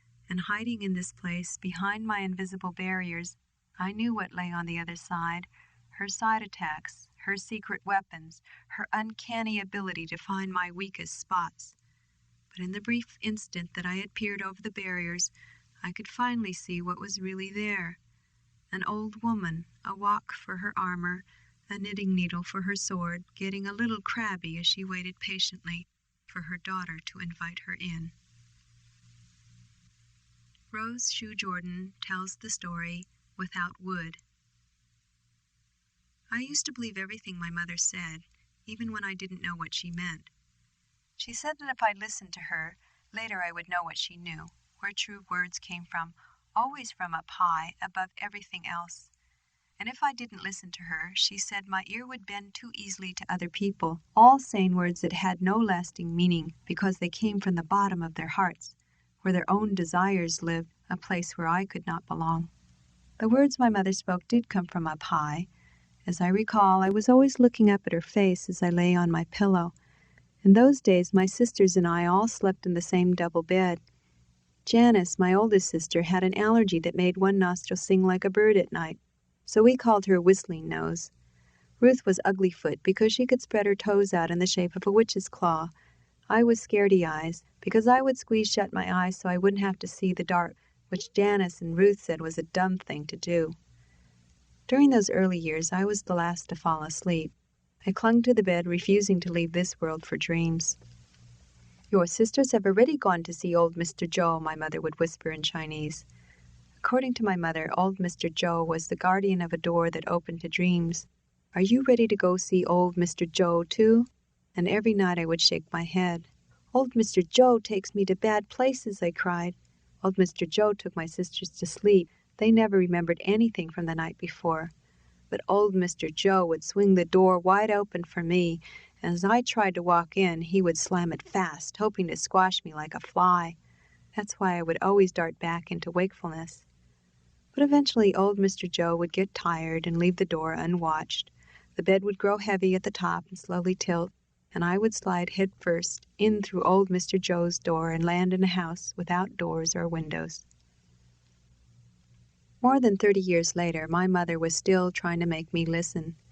A month after I told her that Ted and I were getting a divorce, I met her at church, at the funeral of China Mary, a wonderful 92-year-old woman who had played godmother to every child who passed through the doors of the First Chinese Baptist Church. "You are getting too thin," my mother said in her pained voice when I sat down next to her. "You must eat more." "I'm fine," I said, and I smiled for proof. "Eat more," she insisted. I held my finger to my lips the way librarians do, but she didn't get it. "That one, we bought it." She was pointing to a large spray of yellow chrysanthemums and red roses. $34, all artificial, so it will last forever. "You can pay me later. Janice and Matthew also pitch in some. You have money?" "Yes, Ted sent me a check." Everyone rose to sing hymn number 335, China Mary's favorite. "You can be an angel every day on earth." But my mother was not singing. She was staring at me. "Why does he send you a check?" I kept looking at the hymnal, singing, "Sending rays of sunshine full of joy from birth." And so she grimly answered her own question. "He is doing monkey business with someone else." Monkey business, Ted? I wanted to laugh, her choice of words, but also the idea. Cool, silent, hairless Ted, whose breathing pattern didn't alter one bit in the height of passion. "No, I don't think so," I said. "Why not?" "I don't think we should talk about Ted now, not here." "Why can you talk about this with psychiatric and not with Mother?" "Psychiatrist. Psychiatrics," she corrected herself. "A mother is best. A mother knows what is inside you," she said above the singing voices. "A psychiatrics will only make you hooly-hoo-doo, make you see hey-mong-mong." Back home, I thought about what she said, and it was true. Lately, I had been feeling hooly-hoo-doo, and everything around me seemed to be hey-mong-mong. These were words I had never thought about in English terms. I suppose the closest in meaning would be confused and dark fog. But really the words mean much more than that. Maybe they can't be easily translated because they refer to a sensation that only Chinese people have, as if you were falling head first through old Mr. Joe's door. My mother once told me why I was so confused all the time. She said I was without wood, born without wood so that I listened to too many people. She knew this, because once she had almost become this way. "A girl is like a young tree," she said. "You must stand tall and listen to your mother standing next to you. That is the only way to grow strong and straight. But if you bend to listen to other people, you will grow crooked and weak. You will fall to the ground with the first strong wind, and then you will be like a weed, growing wild in any direction, running along the ground until someone pulls you out and throws you away." By the time she told me this, it was too late. I had already begun to bend. I had started going to school where a teacher named Mrs. Berry lined us up and down and marched us in and out of rooms, up and down hallways while she called out, "Boys and girls, follow me." And if you didn't listen to her, she would make you bend over and whack you with a yardstick 10 times. I still listened to my mother, but I also learned how to let her words blow through me. And sometimes I filled my mind with other people's thoughts, all in English, so that when she looked at me inside out, she would be confused by what she saw. Over the years, I learned to choose from the best opinions. Chinese people had Chinese opinions, American people had American opinions, and in almost every case, the American version was much better. It was only later that I discovered there was a serious flaw with the American version. There were too many choices, so it was easy to get confused and pick the wrong thing. That's how I felt about my situation with Ted. There was so much to think about, so much to decide. Each decision meant a turn in another direction. I looked out the window to my garden and saw the calla lilies had fallen and turned brown. The daisies had been crushed down by their own weight, the lettuce gone to seed. Runner weeds were growing between the flagstone walkways that wound between the planter boxes. The whole thing had grown wild from months of neglect. And seeing the garden in this forgotten condition reminded me of something I once read in a fortune cookie. When a husband stops paying attention to the garden, he's thinking of pulling up roots. That night I dreamt I was wandering through the garden. The trees and bushes were covered with mist, and then I spotted old Mr. Joe and my mother off in the distance, their busy movement swirling the fog around them. They were bending over one of the planter boxes. "There she is," cried my mother. Old Mr. Joe smiled at me and waved. I walked up to my mother and saw that she was hovering over something, as if she were tending a baby. "See," she said, beaming, "I have just planted them this morning, some for you, some for me." And below the hay mong mong, all around the ground, were weeds already spilling over the edges, running wild in every direction.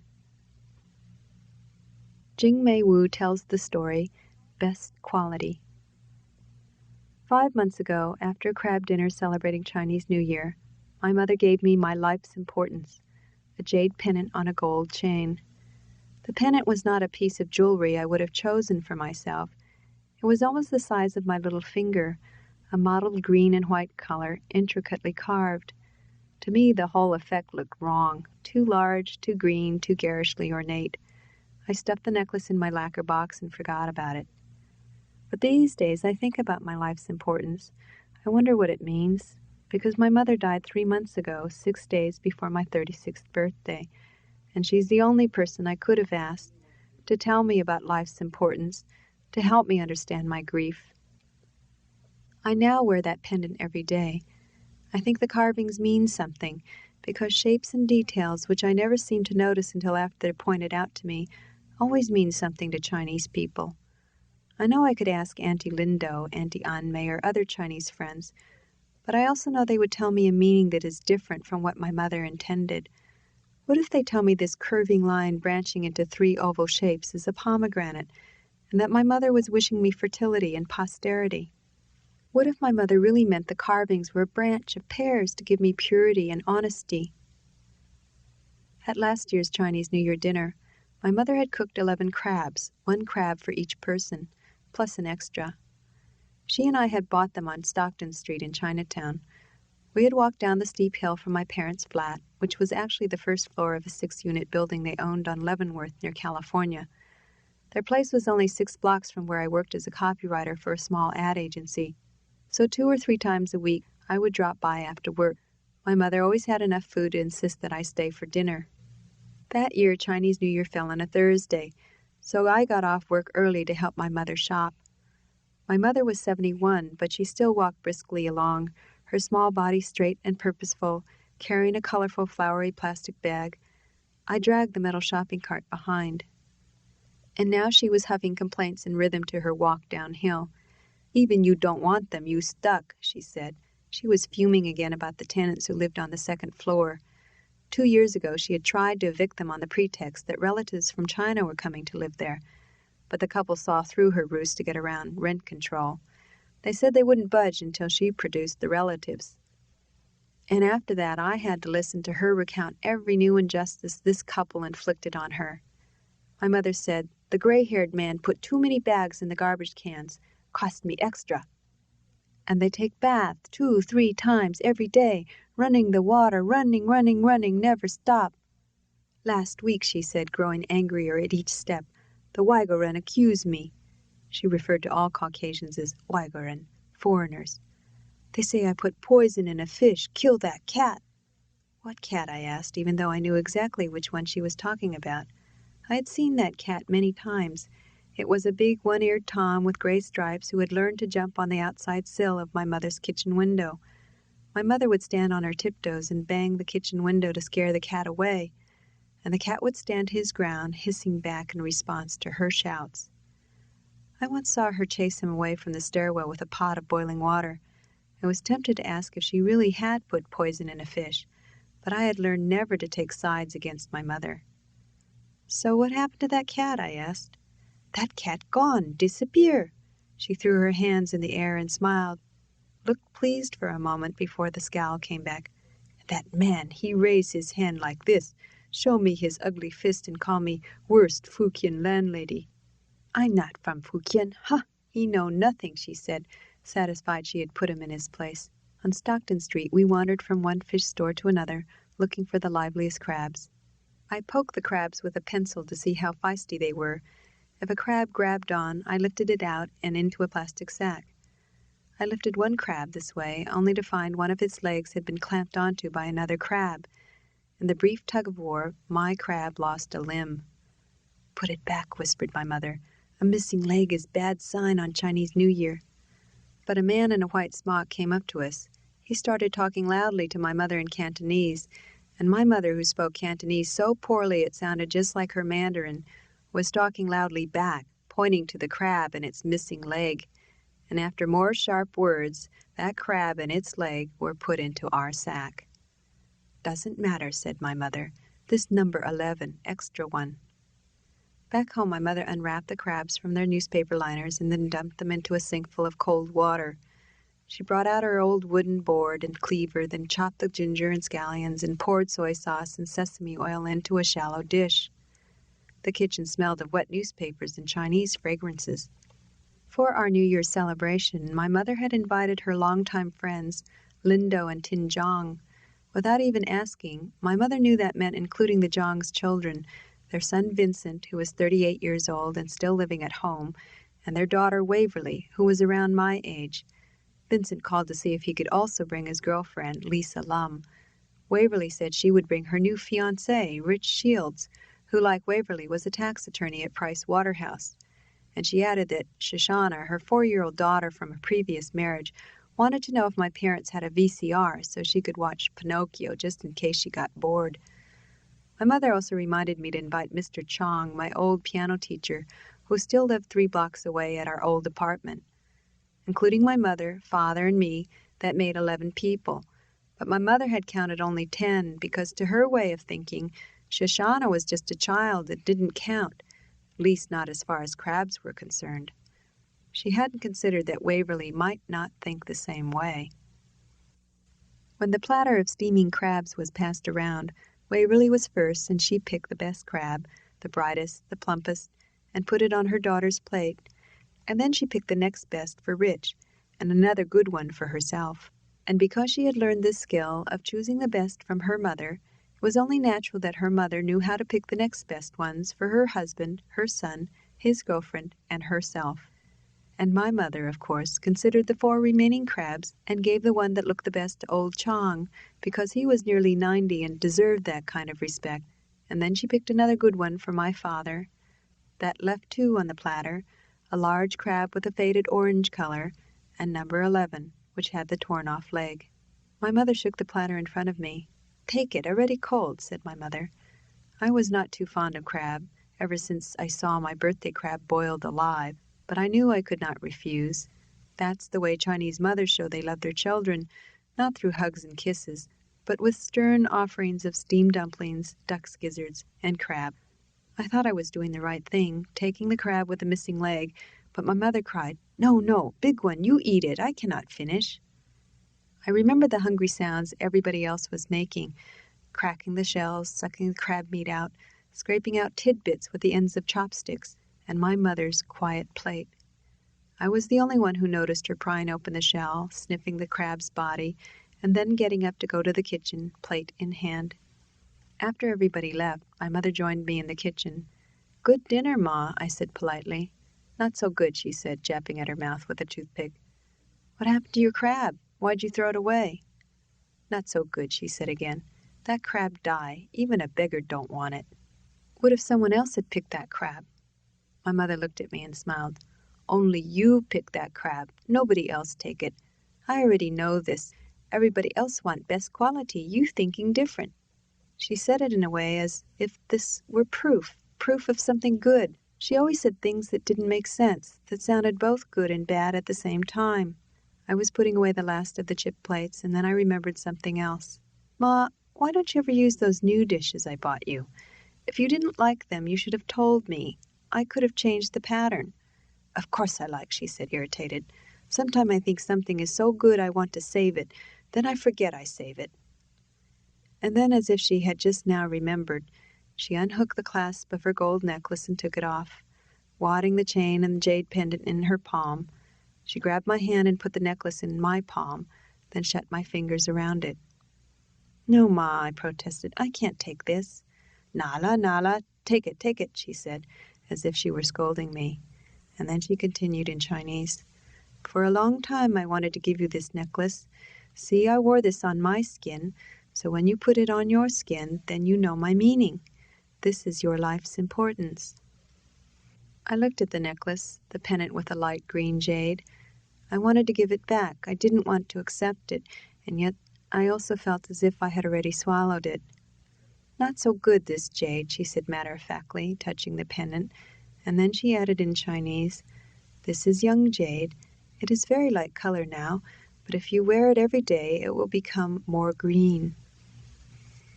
I'm back in my mother's kitchen, come here to cook my father some dinner. He hasn't eaten well since my mother died. Above me, I hear the old pipe shake into action with a thunk, and then the water running in my sink dwindles to a trickle. One of the tenants upstairs must be taking a shower. I remember my mother complaining, "Even you don't want them, you stuck." And now I know what she meant. As I rinse the tofu in the sink, I am startled by a dark mass that appears suddenly at the window. It's the one-eared tomcat from upstairs. He's balancing on the sill, rubbing his flank against the window. My mother didn't kill that damn cat after all, and I'm relieved. And then I see this cat rubbing more vigorously on the window, and he starts to raise his tail. "Get away from there," I shout, and slap my hand on the window 3 times. But the cat just narrows his eyes, flattens his one ear, and hisses back at me. Queen Mother of the Western Skies. "Oh, why dongshi, you bad little thing," said the woman, teasing her baby granddaughter. "Is Buddha teaching you to laugh for no reason?" As the baby continued to gurgle, the woman felt a deep wish stirring in her heart. "Even if I could live forever," she said to the baby, "I still don't know which way I would teach you. I was once so free and innocent, I too laughed for no reason. But later I threw away my foolish innocence to protect myself, and then I taught my daughter, your mother, to shed her innocence, so she would not be hurt as well. Why, Dongshi, was this kind of thinking wrong? If I now recognize evil in other people, is it not because I have become evil too? If I see someone has a suspicious nose, have I not smelled the same bad things?" The baby laughed, listening to her grandmother's laments. Oh, you say you are laughing because you have already lived forever, over and over again? You say you're Shi Wang Mu, Queen Mother of the Western Skies? Now come to give me the answer. Good, I'm listening. Thank you, little queen. Then you must teach my daughter this same lesson, how to lose your innocence but not your hope, how to laugh forever. An Mei Shu tells the story Magpies. Yesterday my daughter said to me, "My marriage is falling apart," and now all she can do is watch it falling. She lies on a psychiatrist's couch, squeezing tears out about this shame. And I think she will lie there until there is nothing more to fall, nothing left to cry about, everything dry. She cried, "No choice, no choice." She doesn't know. If she doesn't speak, she is making a choice. If she doesn't try, she can lose her chance forever. I know this because I was raised the Chinese way. I was taught to desire nothing, to swallow other people's misery, to eat my own bitterness. And even though I taught my daughter the opposite, still she came out the same way. Maybe it is because she was born to me and she was born a girl, and I was born to my mother and I was born a girl. All of us like stairs, one step after another, going up and down, but all going the same way. I know how it is to be quiet, to listen and watch, as if your life were a dream. You can close your eyes when you no longer want to watch, but when you no longer want to listen, what can you do? I can still hear what happened more than 60 years ago. My mother was a stranger to me when she first arrived at my uncle's house in Ningpo. I was 9 years old and had not seen her for many years, but I knew she was my mother because I could feel her pain. "Do not look at that woman," warned my aunt. "She has thrown her face into the eastward flowing stream. Her ancestral spirit is lost forever. The person you see is just decayed flesh, evil, rotted to the bone." And I would stare at my mother. She did not look evil. I wanted to touch her face, the one that looked like mine. It is true, she wore strange foreign clothes, but she did not speak back when my aunt cursed her. Her head bowed even lower when my uncle slapped her for calling him brother. She cried from her heart when Popo died, even though Popo, her mother, had sent her away so many years before. She prepared herself to return to Tianjin, where she had dishonored her widowhood by becoming the third concubine to a rich man. How could she leave without me? This was a question I could not ask. I was a child. I could only watch and listen. The night before she was to leave, she held my head against her body, as if to protect me from a danger I could not see. I was crying to bring her back before she was even gone, and as I lay in her lap, she told me a story. "Anmei," she whispered, "have you seen the little turtle that lives in the pond?" I nodded. This was a pond in our courtyard, and I often poked a stick in the still water to make the turtle swim out from underneath the rocks. "I also knew that turtle when I was a small child," said my mother. "I used to sit by the pond and watch him swimming up to the surface, biting the air with his little beak. He is a very old turtle." I could see that turtle in my mind, and I knew my mother was seeing the same one. "This turtle feeds on our thoughts," said my mother. "I learned this one day when I was your age, and Popo said I could no longer be a child. She said I could not shout or run or sit on the ground to catch crickets. I could not cry if I was disappointed. I had to be silent and listen to my elders. And if I did not do this, Popo said she would cut off my hair and send me to a place where Buddhist nuns lived." That night after Popo told me this, I sat by the pond looking into the water, and because I was weak, I began to cry. Then I saw this little turtle swimming to the top, and his beak was eating my tears as soon as they touched the water. He ate them quickly, 5, 6, 7 tears, then climbed out of the pond, crawled onto a smooth rock, and began to speak. The turtle said, "I have eaten your tears, and this is why I know your misery. But I must warn you, if you cry, your life will always be sad." Then the turtle opened his beak and outpoured 5, 6, 7 pearly eggs. The eggs broke open, and from them emerged 7 birds who immediately began to chatter and sing. I knew from their snow-white bellies and pretty voices that they were magpies, birds of joy. These birds bent their beaks to the pond and began to drink greedily. And when I reached out my hand to capture one, they all rose up, beat their black wings in my face, and flew up into the air laughing. "Now you see," said the turtle, drifting back into the pond, "why it is useless to cry. Your tears do not wash away your sorrows. They feed someone else's joy. And that is why you must learn to swallow your own tears." But after my mother finished her story, I looked at her and saw she was crying, and I also began to cry again, that this was our fate, to live like 2 turtles seeing the watery world together from the bottom of the little pond. In the morning I awoke to hear, not the bird of joy, but angry sounds in the distance. I jumped out of my bed and ran quietly to my window. Out in the front courtyard I saw my mother kneeling, scratching the stone pathway with her fingers, as if she had lost something and knew she could not find it again. In front of her stood Uncle, my mother's brother, and he was shouting, "You want to take your daughter and ruin her life as well?" My mother did not say anything.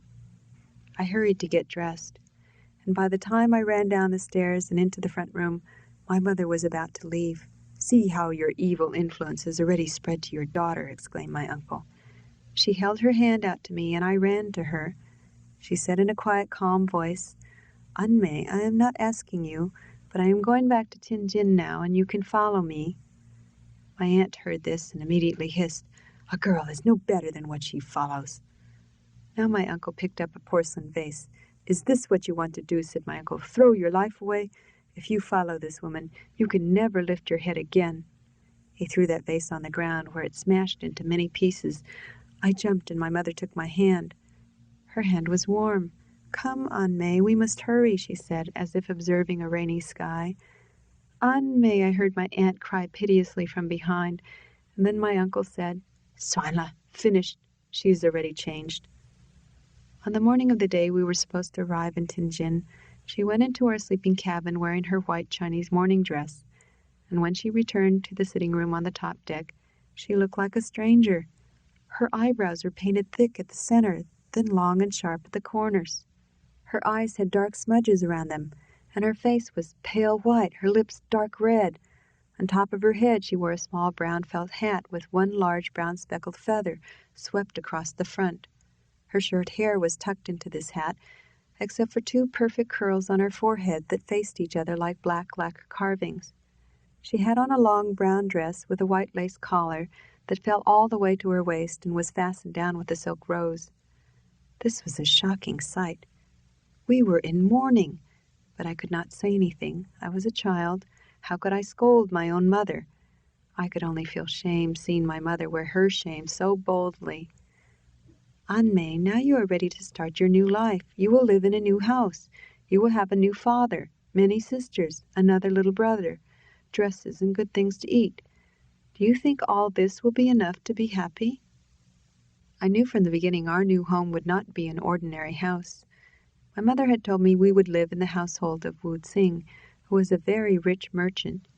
She said this man owned many carpet factories and lived in a mansion located in the British concession of Tianjin, the best section of the city where Chinese people could live. When we arrived, a young servant woman ran out and greeted my mother with cries of joy. She had a high, scratchy voice. "Oh, Tai Tai, you've already arrived. How can this be?" This was Yen Cheng, my mother's personal maid, and she knew how to fuss over my mother just the right amount.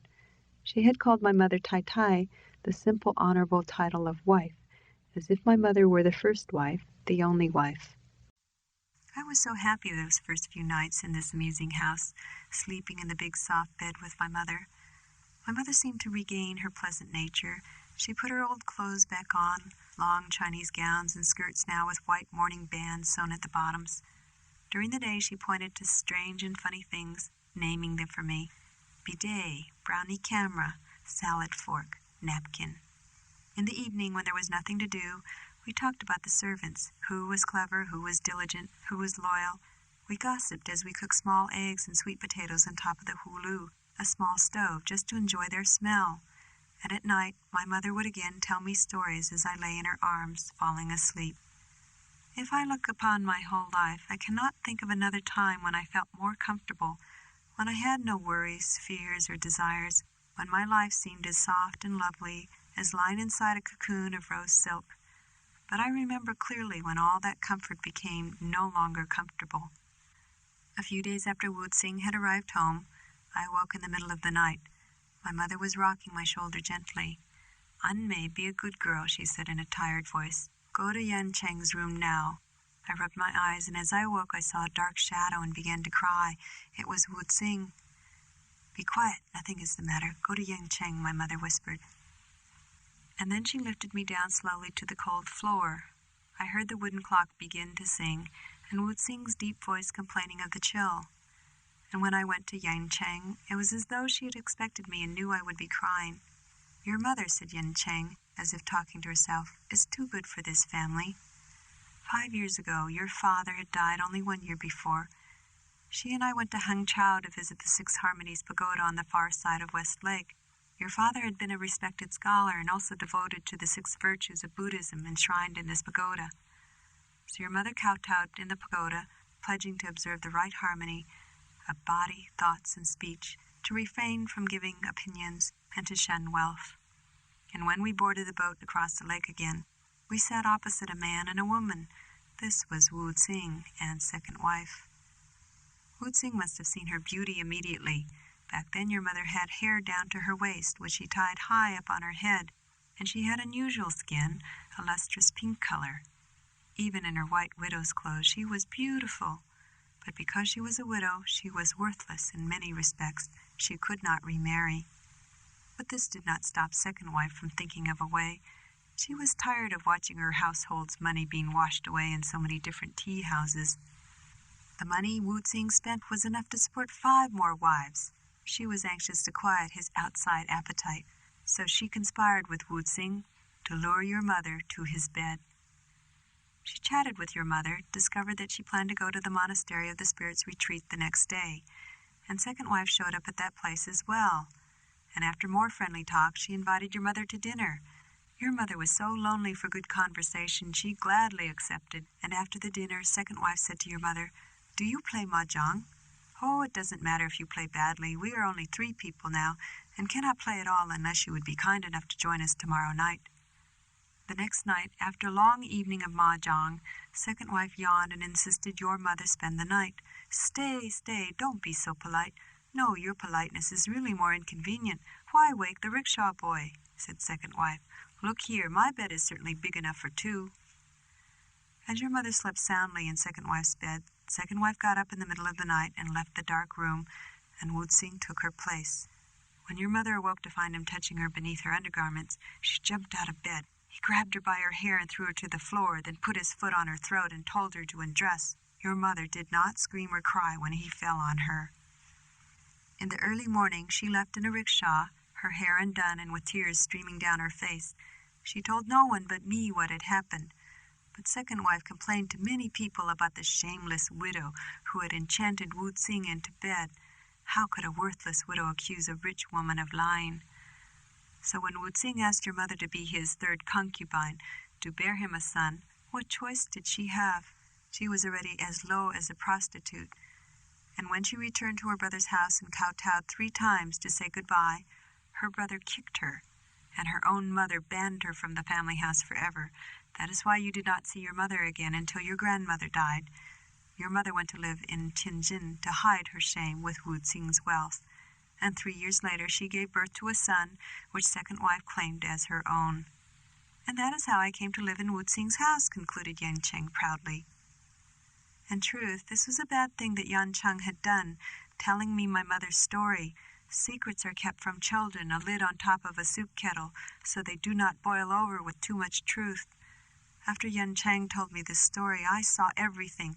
I heard things I had never understood before. 2 days before the Lunar New Year, Yan Cheng woke me when it was still black outside. "Quickly," she cried, pulling me along before my mind and eyes could work together. My mother's room was brightly lit. As soon as I walked in, I could see her. I ran to her bed and stood on the footstool. Her arms and legs were moving back and forth as she lay on her back. She was like a soldier, marching to nowhere, her head looking right then left, and now her whole body became straight and stiff, as if to stretch herself out of her body. Her jaw was pulled down, and I saw her tongue was swollen, and she was coughing to try to make it fall out. "Wake up," I whispered, and then I turned and saw everybody was standing there. Wu Tsing, Yan Cheng, second wife, 3rd wife, 5th wife, the doctor. "She has taken too much opium," cried Yan Cheng. "The doctor says he can do nothing. She has poisoned herself." So they were doing nothing, only waiting. I also waited those many hours. I watched my mother march in her bed. I wanted to say the words that would quiet her body and spirit, but I stood there like the others, waiting and saying nothing. And then I recalled her story about the little turtle, his warning not to cry, and I wanted to shout to her that it was no use, there were already too many tears, and I tried to swallow them one by one, but they came too fast, until finally my closed lips burst open, and I cried and cried, then cried all over again, letting everybody in the room feed on my tears. I fainted with all this grief, and they carried me back to Yan Cheng's bed, so that morning, while my mother was dying, I was dreaming. I was falling from the sky down to the ground, into a pond, and I became a little turtle lying at the bottom of this watery place. Above me I could see the beaks of 1,000 magpies drinking from the pond, drinking and singing happily and filling their snow-white bellies. I was crying hard, so many tears, but they drank and drank, so many of them, until I had no more tears left and the pond was empty, everything as dry as sand. I know how it is to live your life like a dream, to listen and watch, to wake up and try to understand what has already happened. You do not need a psychiatrist to do this. A psychiatrist does not want you to wake up. He tells you to dream some more, to find the pond and pour more tears into it, and really he is just another bird drinking from your misery. My mother, she suffered. She lost her face and tried to hide it. She found only greater misery and finally could not hide that. There is nothing more to understand. That was China. That was what people did back then. They had no choice. They could not speak up. They could not run away. That was their fate. But now they can do something else. Now they no longer have to swallow their own tears or suffer the taunts of magpies. I know this because I read this news in a magazine from China. It said that for thousands of years, birds had been tormenting the peasants. They flocked to watch peasants bent over in the fields, digging the hard dirt, crying into the furrows to water the seeds. And when the people stood up, the birds would fly down and drink the tears and eat the seeds, so children starved.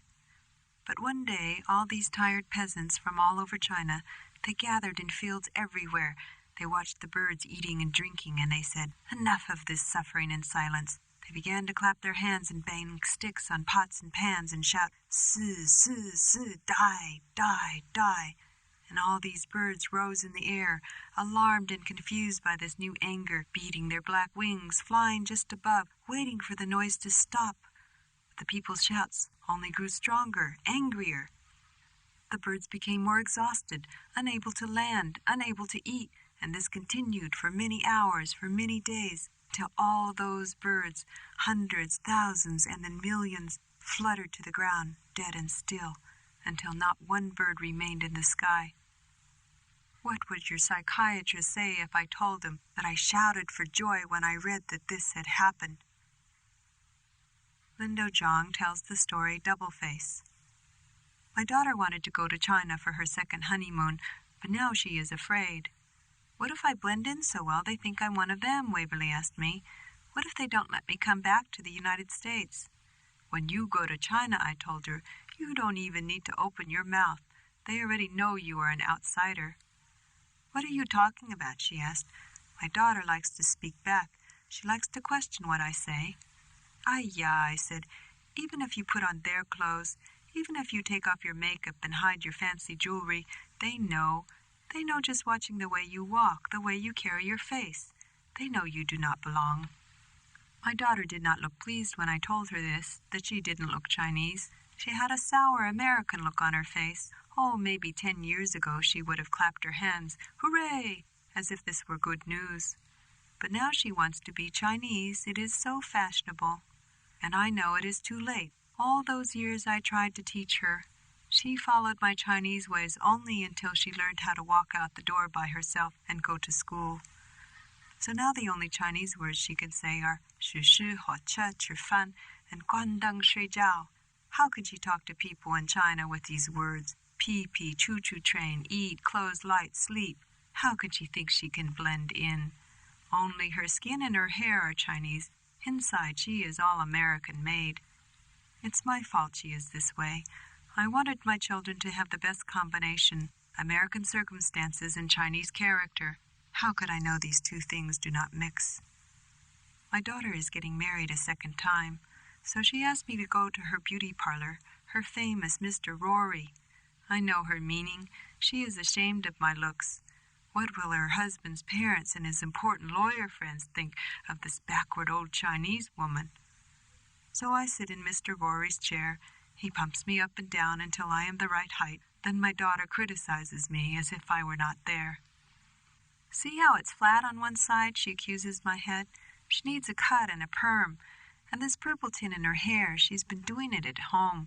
She's never had anything professionally done. I smile. I use my American face. That's the face Americans think is Chinese, the one they cannot understand. But inside I am becoming ashamed. I am ashamed she is ashamed, because she is my daughter and I am proud of her. And I am her mother, but she is not proud of me. Mr. Rory pets my hair more. He looks at me. He looks at my daughter. Then he says something to my daughter that really displeases her. It's uncanny how much you two look alike." I smiled, this time with my Chinese face, but my daughter's eyes and her smile become very narrow, the way a cat pulls itself small just before it bites. And now I have to fight back my feelings. These two faces, I think, so much the same happiness, the same sadness, the same good fortune, the same faults. The same eyes, the same cheeks, the same chin. Her character, it came from my circumstances. I look at my daughter, and now it is the first time I have seen it. Yeah, what happened to your nose? She looks in the mirror. She sees nothing wrong. What do you mean? Nothing happened, she says. It's just the same nose. But how did you get it crooked? I asked. One side of her nose is bending lower, dragging her cheek with it. What do you mean? She asks. It's your nose. You gave me this nose. How can that be? It's drooping. You must get plastic surgery and correct it. But my daughter has no ears for my words. She puts her smiling face next to my worried one.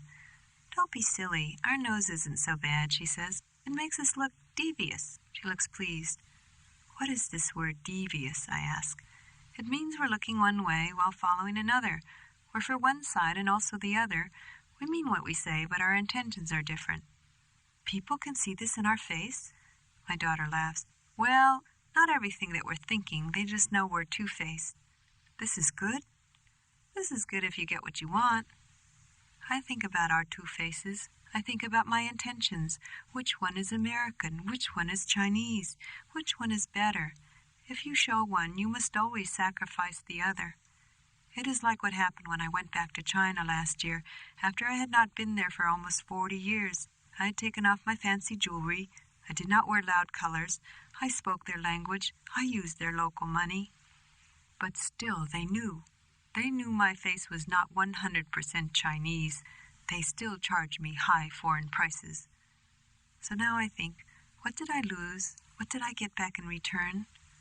I will ask my daughter what she thinks. Jing Mei Wu tells the story, A Pair of Tickets. The minute our train leaves the Hong Kong border and enters Shenzhen, China, I feel different. I can feel the skin on my forehead tingling, my blood rushing through a new course, my bones aching with a familiar old pain. And I think, my mother was right. I am becoming Chinese. Cannot be helped, my mother said when I was 15 and had vigorously denied that I had any Chinese whatsoever below my skin. Someday you will see, said my mother. It is in your blood, waiting to be let go.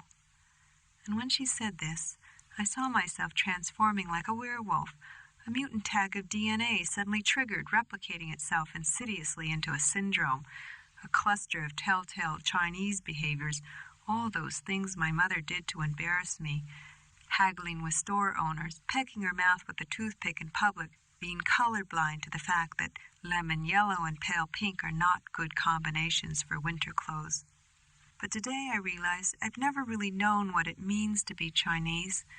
I am 36 years old, my mother is dead, and I am on a train carrying with me her dreams of coming home. I am going to China. For the first time I can ever remember, my father has tears in his eyes, and all he has seen out the train window is a sectioned field of yellow, green, and brown, a narrow canal flanking the tracks, low rising hills, and 3 people in blue jackets riding an ox-driven cart on this early October morning. And I can't help myself. I also have misty eyes, as if I had seen this a long, long time ago and had almost forgotten. In less than 3 hours we will be in Guangzhou, which my guidebook tells me is how one properly refers to Canton these days. Seems all the cities I have heard of except Shanghai have changed their spellings. I think they are saying China has changed in other ways as well. Chongqing is Chongqing, and Guilin is Guilin with a G. I have looked these names up, because after we see my father's aunt in Guangzhou, we will catch a plane to Shanghai, where I will meet my 2 half-sisters for the first time. They are my mother's twin daughters from her first marriage, little babies she was forced to abandon on a road as she was fleeing Guilin for Chongqing in 1944. That was all my mother had told me about these daughters, so they had remained babies in my mind, All these years, sitting on the side of a road, listening to bombs whistling in the distance while sucking their patient red thumbs. And it was only this year that someone found them and wrote with this joyful news. A letter came from Shanghai addressed to my mother. When I first heard about this, that they were alive, I imagined my identical sisters transforming from little babies into 6-year-old girls. In my mind, they were seated next to each other at a table, taking turns with the fountain pen. One would write a neat row of characters. "Dearest Mama, we are alive." She would brush back her wispy bangs and hand the other sister the pen, and she would write, "Come get us, please hurry." Of course, they could not know that my mother had died 3 months before. Suddenly, when a blood vessel in her brain burst, one minute she was talking to my father, complaining about the tenants upstairs, scheming how to evict them under the pretense that relatives from China were moving in. The next minute, she was holding her head, her eyes squeezed shut, groping for the sofa, and then crumpling softly to the floor with fluttering hands. All these years, while they waited to be found, I had lived with my mother, and then had lost her. The landscape has become gray, filled with low, flat cement buildings, old factories, and then tracks and more tracks filled with trains like ours, passing by in the opposite direction. I see platforms crowded with people wearing drab Western clothes, with spots of bright colors, little children wearing pink and yellow, red and peach. Before the train even comes to a stop, people are bringing down their belongings from above their seats. For a moment there is a dangerous shower of heavy suitcases laden with gifts to relatives, half-broken boxes wrapped in miles of string to keep the contents from spilling out, plastic bags filled with yarn, and vegetables and packages of dried mushrooms and camera cases. And then we are caught in a stream of people rushing, shoving, pushing us along, until we find ourselves in one of a dozen lines waiting to go through customs. I feel as if I were getting on the number 30 Stockton bus in San Francisco. I am in China, I remind myself. And somehow the crowds don't bother me. It feels right. I start pushing too. At 1 o'clock in the morning, my father is staring out the window of our hotel, tapping his fingers on the glass. My father is talking about his life, how he had gone to Yenching University, later got a post with a newspaper in Chongqing, met my mother there, a young widow. How they later fled together to Shanghai to try to find my mother's family house, but there was nothing there. And then they traveled eventually to Canton, and then to Hong Kong, then Haiphong, and finally to San Francisco. "Your mother didn't tell me she was trying all these years to find her daughter," he is now saying in a quiet voice. Naturally, I did not discuss her daughters with her. I thought she was ashamed she had left them behind. Where did she leave them? How were they found? I am wide awake now, although I have heard parts of this story from my mother's friends. "It happened when the Japanese took over Guilin," said my father. "Everybody knew that officers and their families would be the first to be killed, so she gathered a few possessions, and in the middle of the night she picked up her daughters and fled on foot. The babies were not even 1 year old." "What were they named?" I listened carefully. I had been planning on using just the familiar sister to address them both, but now I want to know how to pronounce their names. "They have their father's surname, Wang," says my father, "and their given names are Chen Yu and Chen Hua." "What do the names mean?" "Ah," my father draws imaginary characters on the window. "One means spring rain, the other spring flower," he explains in English, "because they both born in the spring, and of course rain come before flower, same order these girls are born. Your mother like a poet, don't you think?" I nod my head. "And what does Ma's name mean?" I whisper. "Suyen," he says, writing more invisible characters on the glass. The way she write it in Chinese, it mean long cherished wish. Quite a fancy name, not so ordinary like flower name. See this first character? It means something like forever never forgotten. But there another way to write Suyen. Sound exactly the same, but the meaning is opposite. His fingers create the brush strokes of another character. The first part look the same, never forgotten, but the last part add to the first part to make the whole word mean long-held grudge. Your mother get angry with me, I tell her name should be Grudge. My father is looking at me, moist-eyed. "See, I'm pretty clever too, huh?" I nod, wishing I could find some way to comfort him. And what about my name, I asked. What does Jingmei mean? Your name also special, he says. I wonder if any name in Chinese is not something special. Jing like excellent Jing, not just good, it's something pure, essential, the best quality. Jing is good leftover stuff when you take impurities out of something like gold or rice or salt. So what is left? Just pure essence. And Mei, that is common Mei, as in Mei Mei, younger sister. I think about this, my mother's long-cherished wish, me, the younger sister who is supposed to be the essence of the others. I feed myself with the old grief, wondering how disappointed my mother must have been. So why did she abandon those babies on the road? I need to know, because now I feel abandoned too. Long time I wondered this myself, says my father, but then I read that letter from her daughters in Shanghai now, and I talked to Auntie Lindo, all the others, and then I knew no shame in what she'd done, none. What happened? Your mother running away, begins my father. No, tell me in Chinese, I interrupt. Really, I can understand. He begins to talk, still standing at the window, looking into the night. After fleeing Guilin, your mother walked for several days trying to find the main road. Her thought was to catch a ride on a truck or wagon, to catch enough rides until she reached Chongqing, where her husband was stationed. She had sewn money and jewelry into the lining of her dress, enough, she thought, to barter rides all the way. If I am lucky, she thought, I will not have to trade the heavy gold bracelet and jade ring. These were things from her mother, your grandmother. By the third day, she had traded nothing. The roads were filled with people, everybody running and begging for rides from passing trucks. The trucks rushed by, afraid to stop. So your mother found no rides, only the start of dysentery pains in her stomach. Her shoulders ached from the two babies swinging from scarf slings. Blisters grew on her palms from holding 2 leather suitcases, and then the blisters burst and began to bleed. After a while, she left the suitcases behind, keeping only the food and a few clothes. And later she also dropped the bags of wheat flour and rice, and kept walking like this for many miles, singing songs to her little girls, until she was delirious with pain and fever. Finally, there was not one more step left in her body. She didn't have the strength to carry those babies any farther. She slumped to the ground. She knew she would die of her sickness, or perhaps from thirst, from starvation, or from the Japanese, who she was sure were marching right behind her. She took the babies out of the slings and sat them on the side of the road, then lay down next to them. You babies are so good, she said, so quiet. They smiled back, reaching their chubby hands for her, wanting to be picked up again. And then she knew she could not bear to watch her babies die with her.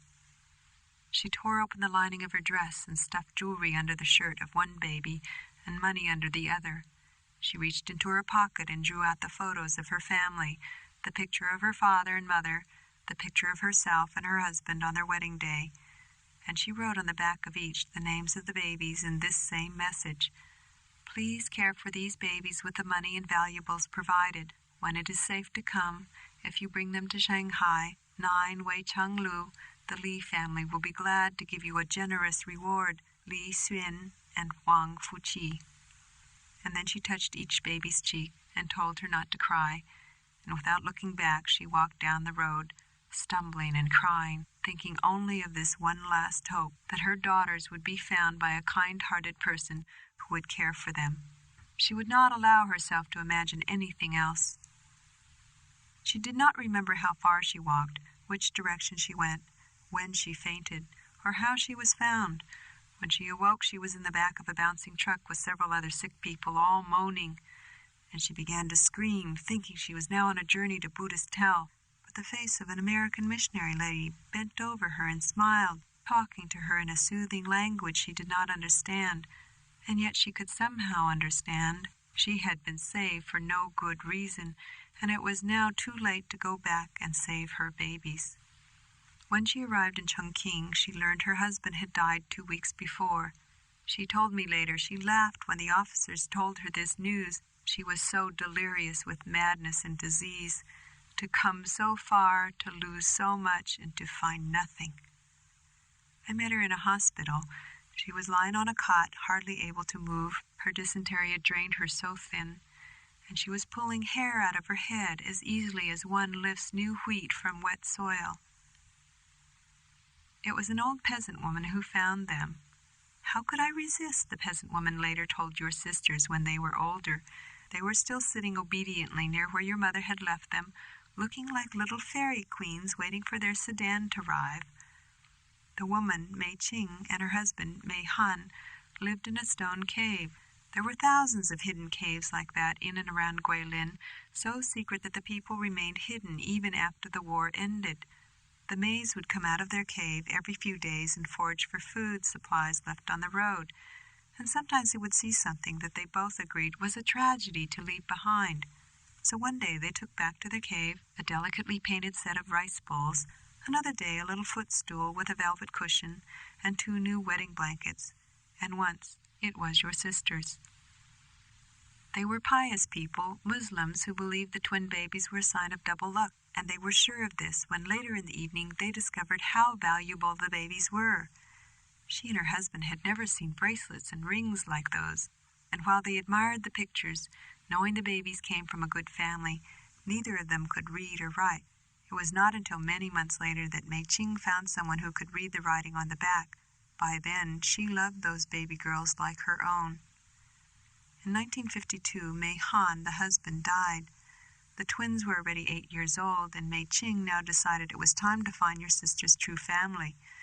She showed the girls a picture of their mother and father, told them they had been born into a great family, and she would take them back to see their true mother and grandparents.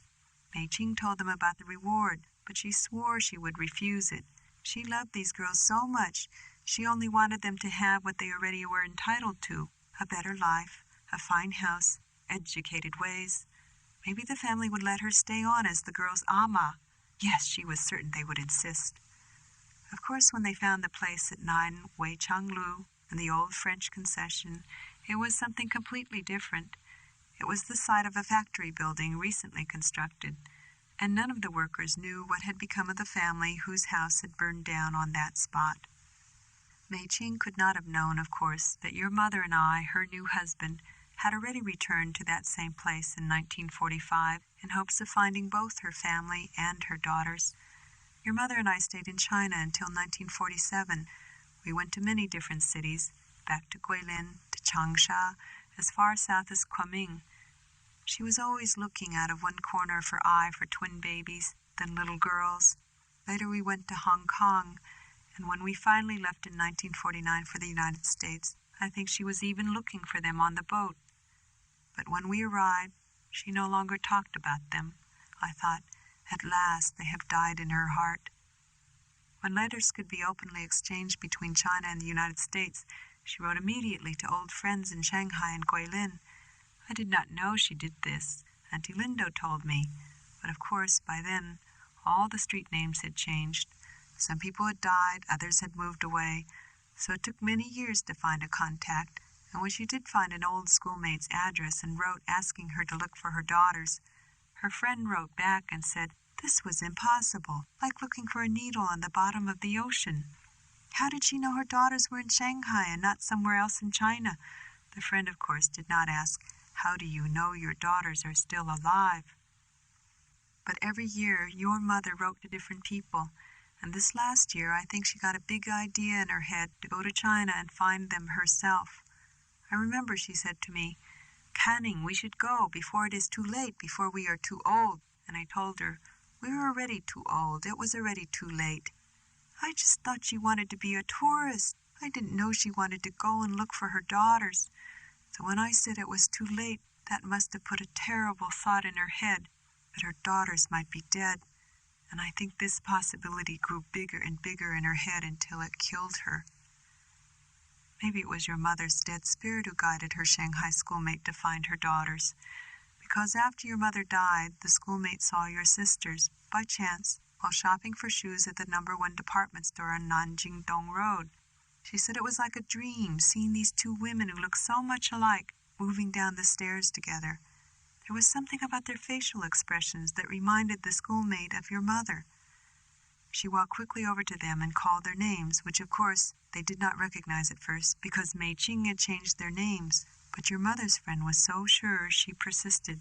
"Are you not Wang Chunyu and Wang Chunhua?" she asked them.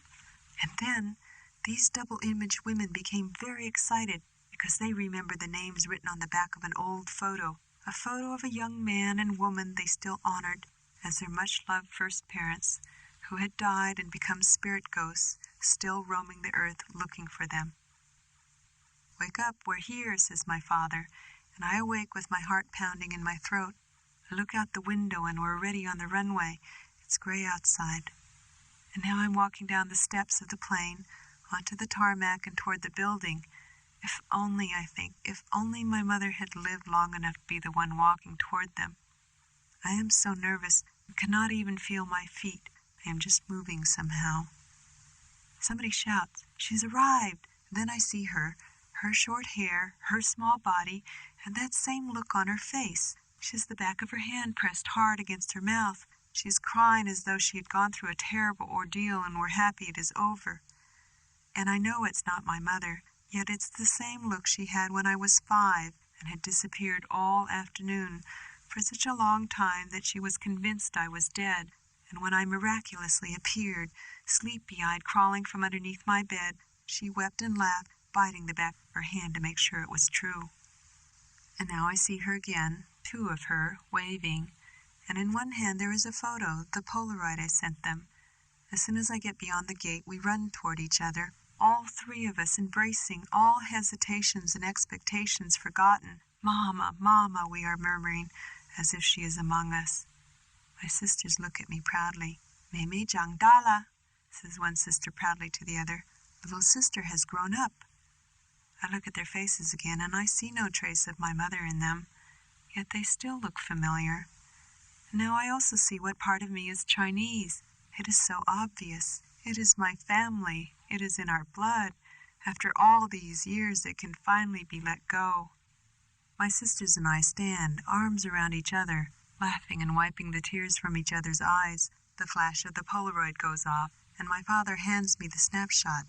My sisters and I watch quietly together, eager to see what develops. The gray-green surface changes to the bright colors of our 3 images, sharpening and deepening all at once. And although we don't speak, I know we all see it. Together, we look like our mother. Her same eyes, her same mouth, open in surprise to see, at last, her long-cherished wish.